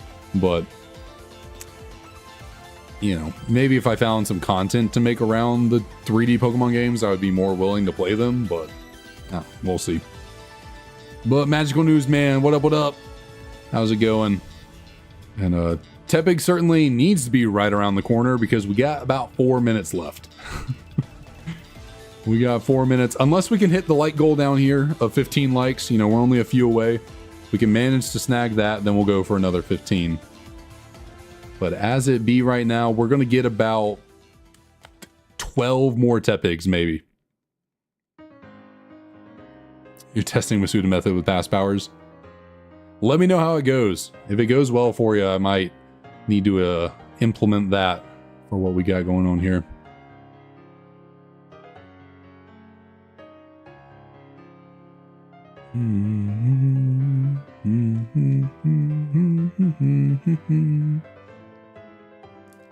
Boom, boom, boom, boom. All right, come on. We're at 14,444, but no shiny. Come on. Well, actually, we can probably get 12 more Tepigs now. So it's 16 total.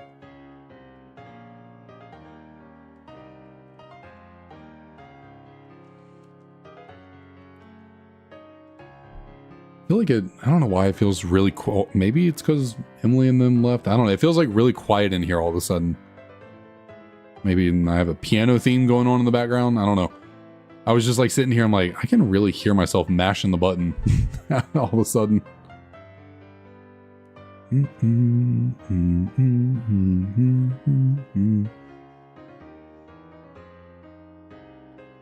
All right, come on, pig. We don't got much time left. I think we're 1 like away. It seems like we got 1 more like to go, and then we can extend it by another 15. 1 or 2, something. I don't know what the I don't know what number to believe.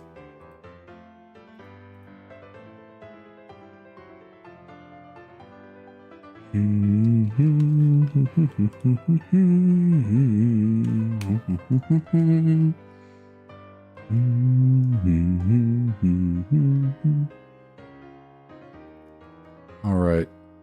We'll get these 2, or we'll get these 4, not 2. We'll get these 4 right here, and then after this, we'll probably only be able to squeak out 1 more full encounter. So we'll be ending off the day on what's looking like a clean 14,456. So we made good progress. We got about 430-ish encounters on the day. Not too bad, not too bad. Is that right? Yeah. Of course, nothing there. Come on now.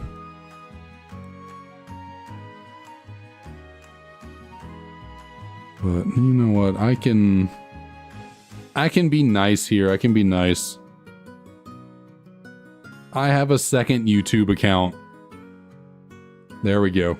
There's 1 extra like for y'all. I'll throw that in there. I think we should be at 15 now. I got an extra like I can throw in there myself, so. At least I'm not sure. On my phone it does say 15. On YouTube Studio it says 14, so I don't know what number to believe.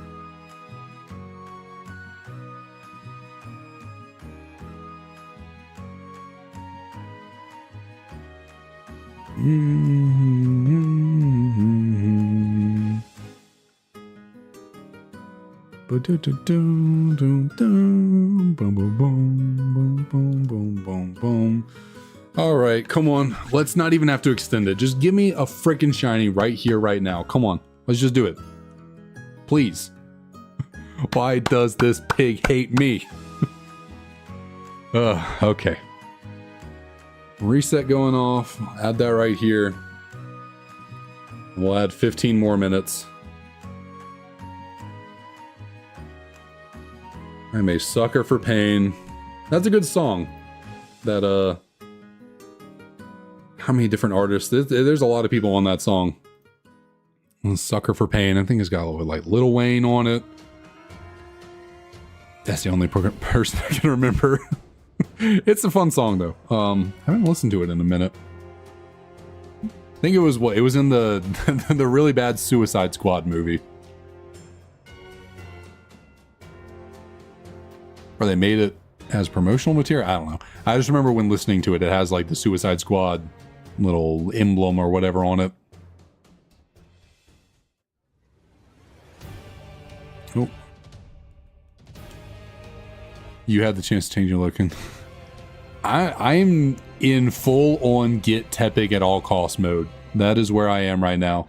Like, I need this thing. I can't even speak. I need this dang Tepig to shine so we can actually truly continue on with this Shiny Living Dex. Like, I gotta make it happen at all costs. Like, I gotta do whatever I can.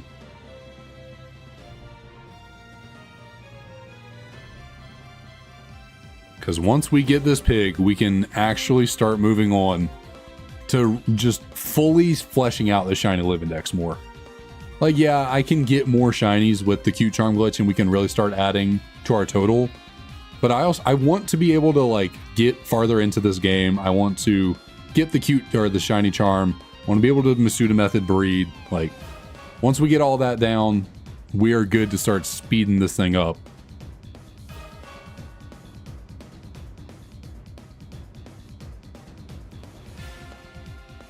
Yeah. I do get, I think about, YouTube stuff from time to time, and I do tend to I do notice that my streams tend to do better when we're hunting for this Tepig.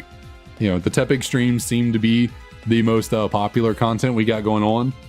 I do wonder how well things will continue once we get the Tepig. How many people will be like, well, I put my investment into the Tepig hunt. I'm good to go.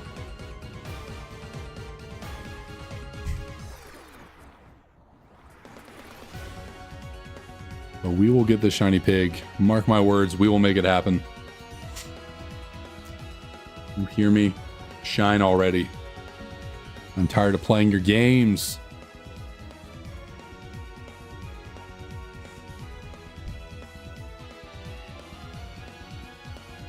No, I never technically ate dinner. I'm just kind of realizing that.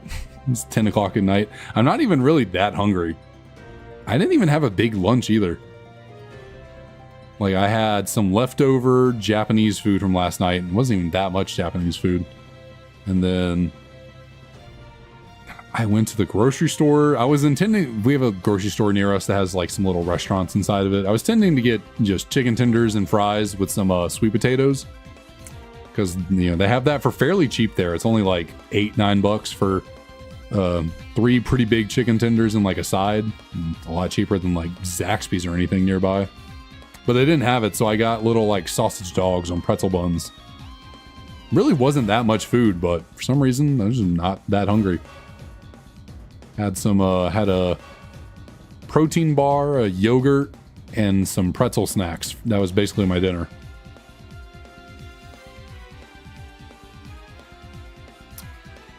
That's, you know what? That's fair. That is totally fair. We have been in this position the entire time we've tried this hunt, and it has not worked out for us, so why not? Let's reposition ourselves. Let's give it a shot. Maybe we need to talk to Bianca from what? In front of her? Should we move to the front or over to the left? There's only two other... I can't even talk. I cannot talk. Oh, shoot. Well, okay, next time. I was spamming A too fast. Next one, we will move. I'm all over the place right now.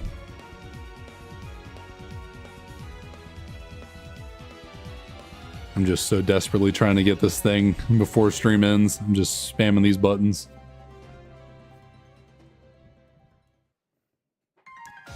Oh, you were using egg hatching power. I thought you were using like a shiny power.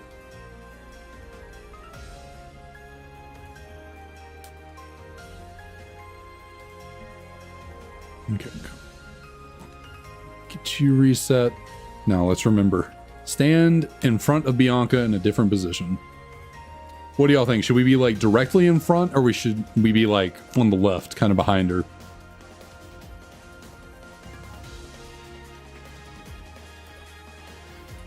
Is it Limkey?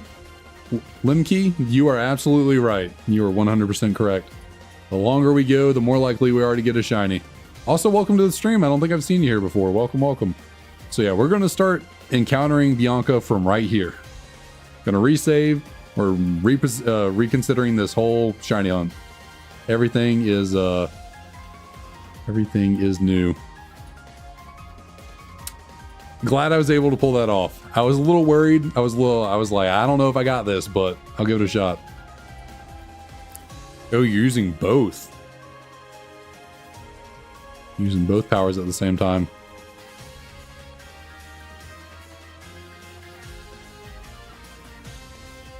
Well, actually, I guess I don't know how likely it would be, but if we manage to get to 20 likes, I can extend the stream 15 more minutes. How about that?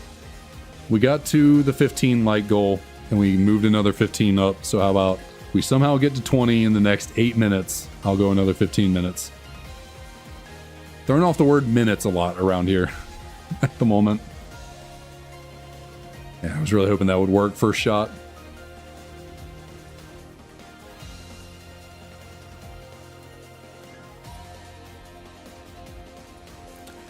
Yeah, I guess that is fair. I could reconsider,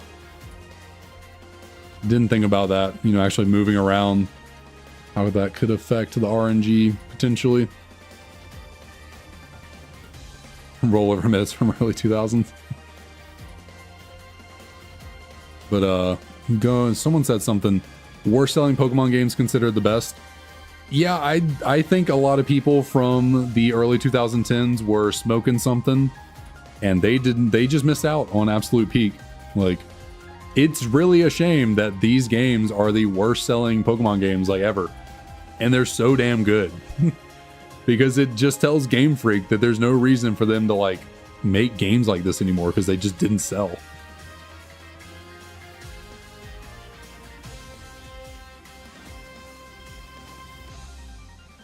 I guess, well, you also have a Magma Body Pokemon with you.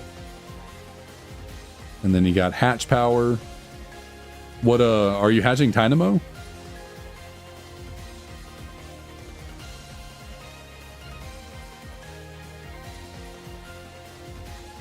Using Volcarona with Flame Body.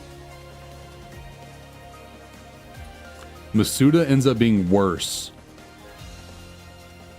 What do you mean by ends up being worse? Wouldn't you want Masuda Method, like... Don't you want Masuda Method to work out?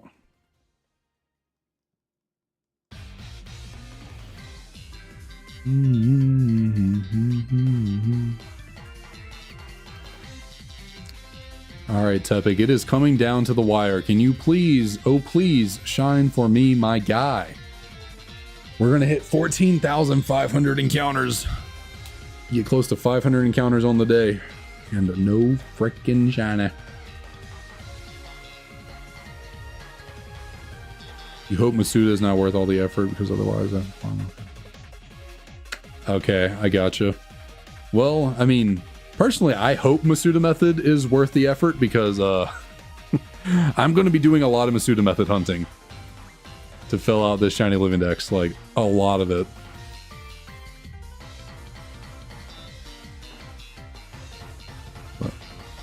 It might not be the most fun thing in the world, but with the Shiny Charm and Masuda Method, it's the best odds that we can get for encountering a lot of Generation 5 Shinies, so I gotta take the best odds I can.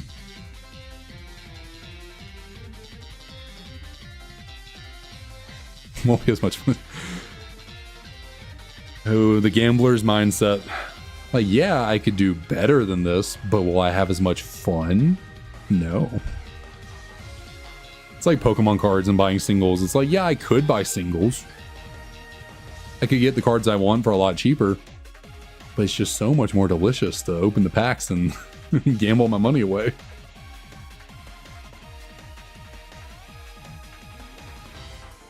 Although, I've fallen out of that. I can't even bring myself to open packs much anymore. Like, even if I only spend $20 on packs, if I don't pull anything worthwhile, I'm just like, well, that was a waste of money. I've opened enough packs in my days. I no longer get that feeling anymore. I open cards and I don't pull anything. I'm just like, well, that was not worth it. I could have just bought a cool single for $20.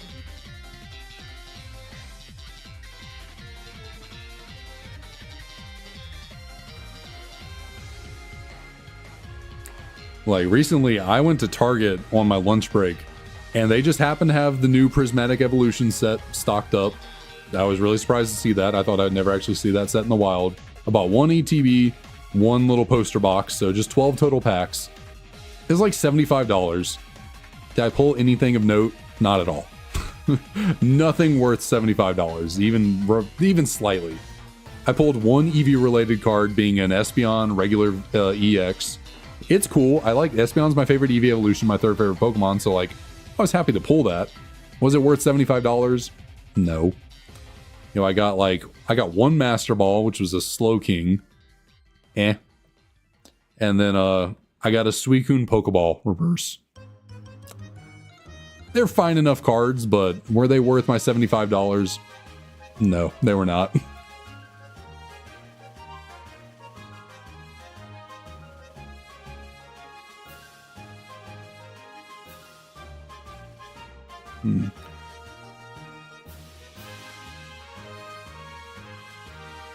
Yeah, you're absolutely right there. Like, they are printing Pokemon cards into the absolute ground. Like, they'll still go up in value, like, obviously, modern sets eventually, when they are out of print. Yeah, they'll go up in value, but, like, people have been turned into such, like, investors with Pokemon cards. Like, it's not going to be the same as, you know, the boxes from Gens 1 and 2 and 3 and 4. Like, yeah, those are insanely valuable because they weren't... At Generation 1, they were printed into Oblivion, like base set and all that. They did print a lot of that stuff. But like boxes from Sword and Shield and Scarlet Violet, they're not going to see the same crazy increase in price over the years because they printed a gajillion cards.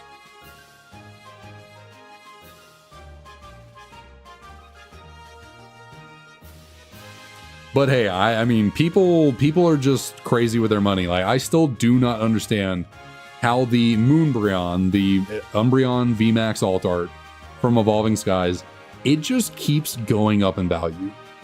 Like, it has like some 50,000 PSA 10s. That might be an exaggeration, but they're a shitload of PSA 10 Moonbryons. It's clearly not a rare card. It's clearly not a hard card to grade. And yet it just keeps going up in price. I'm just like, people, why are we buying this card for such expense? Like, it is not rare. I know it's cool, but there's 5 billion of them out there. You can get one. You don't have to spend a fortune on it.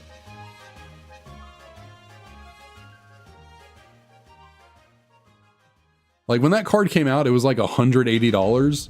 And I was like, I'll wait. Cards always go down in value.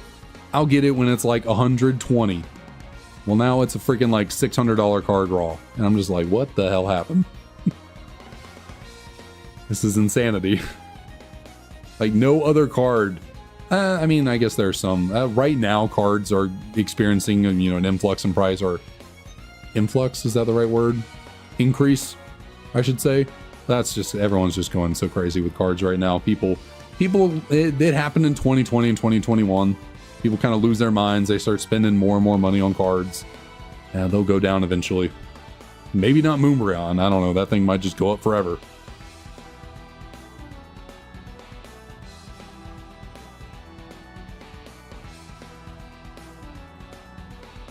It comes and goes. It'll just be a cycle that happens, you know, every now and then. If I can speak English.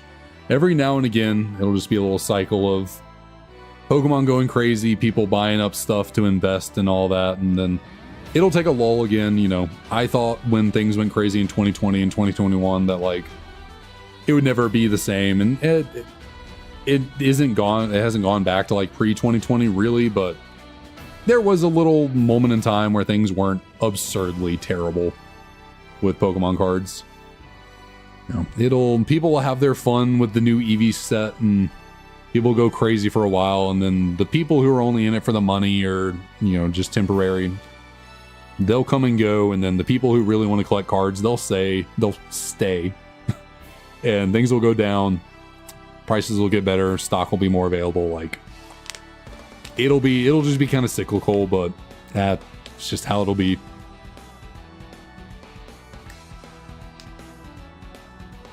Yeah, I mean, yeah, master setting modern sets, especially because modern sets are so massive in scope. Like, there's so many cards released in every set now. Like, master setting them is really difficult.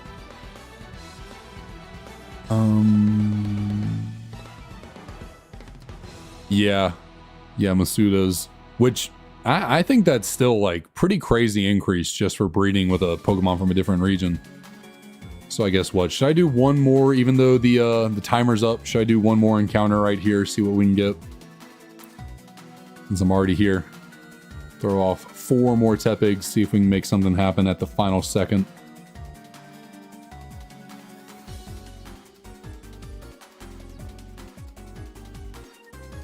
Yeah, everything is expensive with Pokemon cards. But that's kind of the fun of collecting cards and just collecting anything. And like, if you're someone that's uber rich and you can just buy everything immediately, like, I think that's kind of the fun of collecting, is like having to just piece together what you can. You know, you get this card here, there. Yeah, it might feel bad that there are some cards you just seemingly can never get, because it's just like, there's always, oh, excuse me, goodness. There's always something, but like, you know, I think it's kind of fun to just, you know, pick up what you can, have a goal, have a end point in mind, and just kind of work towards it gradually. That's the point I've gotten to, at least. I'm just kind of like, I'll get stuff when I get stuff. You know, I'll get what I want when I can, and it's all good. But I guess we will start checking these off one at a time, see if we can get us a shiny here. First Tepig for our copy of... What game is this? This is Black 2. Okay. So, Japanese copy of Black 2. Do you have a shiny for me? No, you do not. How about our English copy of White 2? You holding the goods? Which would be a negative. Japanese White 2. I've always felt a connection with you for some reason. Wink, wink, wink, wink. Okay, I was trying to sweet talk it. Didn't work. And now for the game that will actually be housing our Shiny Living Dex, can we get us the pig?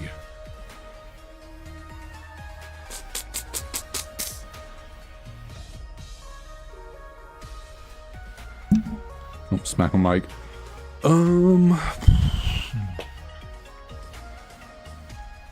What do I do? What do I do? Do I throw him at the wall? Do I just squeeze him? It doesn't really... He's a stuffed animal. He doesn't care about being squeezed. It's not going to do anything. Like, what? Like, just tossed him into the hallway. Like, I don't know. Actually, I feel kind of bad. It's a... It's a stuffed animal. I shouldn't care. But I feel kind of bad. Oh, man. I can't give up. I can't. At this point, we've been going at this for 7 months. We're almost 15,000 encounters deep. I can't give up now. Like, I gotta get this thing in a soft reset. Like, sure, it probably would have been more optimal to have just gone straight to breeding, but I can't give up now. I am too deep in to give up, but that'll do it. That'll do it for tonight. We did not get in Shiny Tepig. What you gonna do? Tomorrow we'll be back though. We will be back once again tomorrow with some more soft resetting. Well, I guess it's not technically soft resetting. We're gonna be doing Victini again tomorrow. Gonna be taking it back to the victory Pokemon. You know, maybe we just, if we get a shiny Victini, maybe that's all the luck we need. We will then be victorious in all our shiny hunts moving forward. So we'll be back tomorrow at 8 p.m. Eastern time, looking for the shiny Victini. Even though it's technically not real, but we have found a way, hopefully, to make it real. And I'll see you all then. Again, as always, thanks to everyone who drops on by, hangs out with us here. Keeps me somewhat sane. I still am definitely losing my sanity, but you help keep me more sane than I would be if I was just doing this on my own. So I appreciate y'all for that very much. I'll see y'all tomorrow.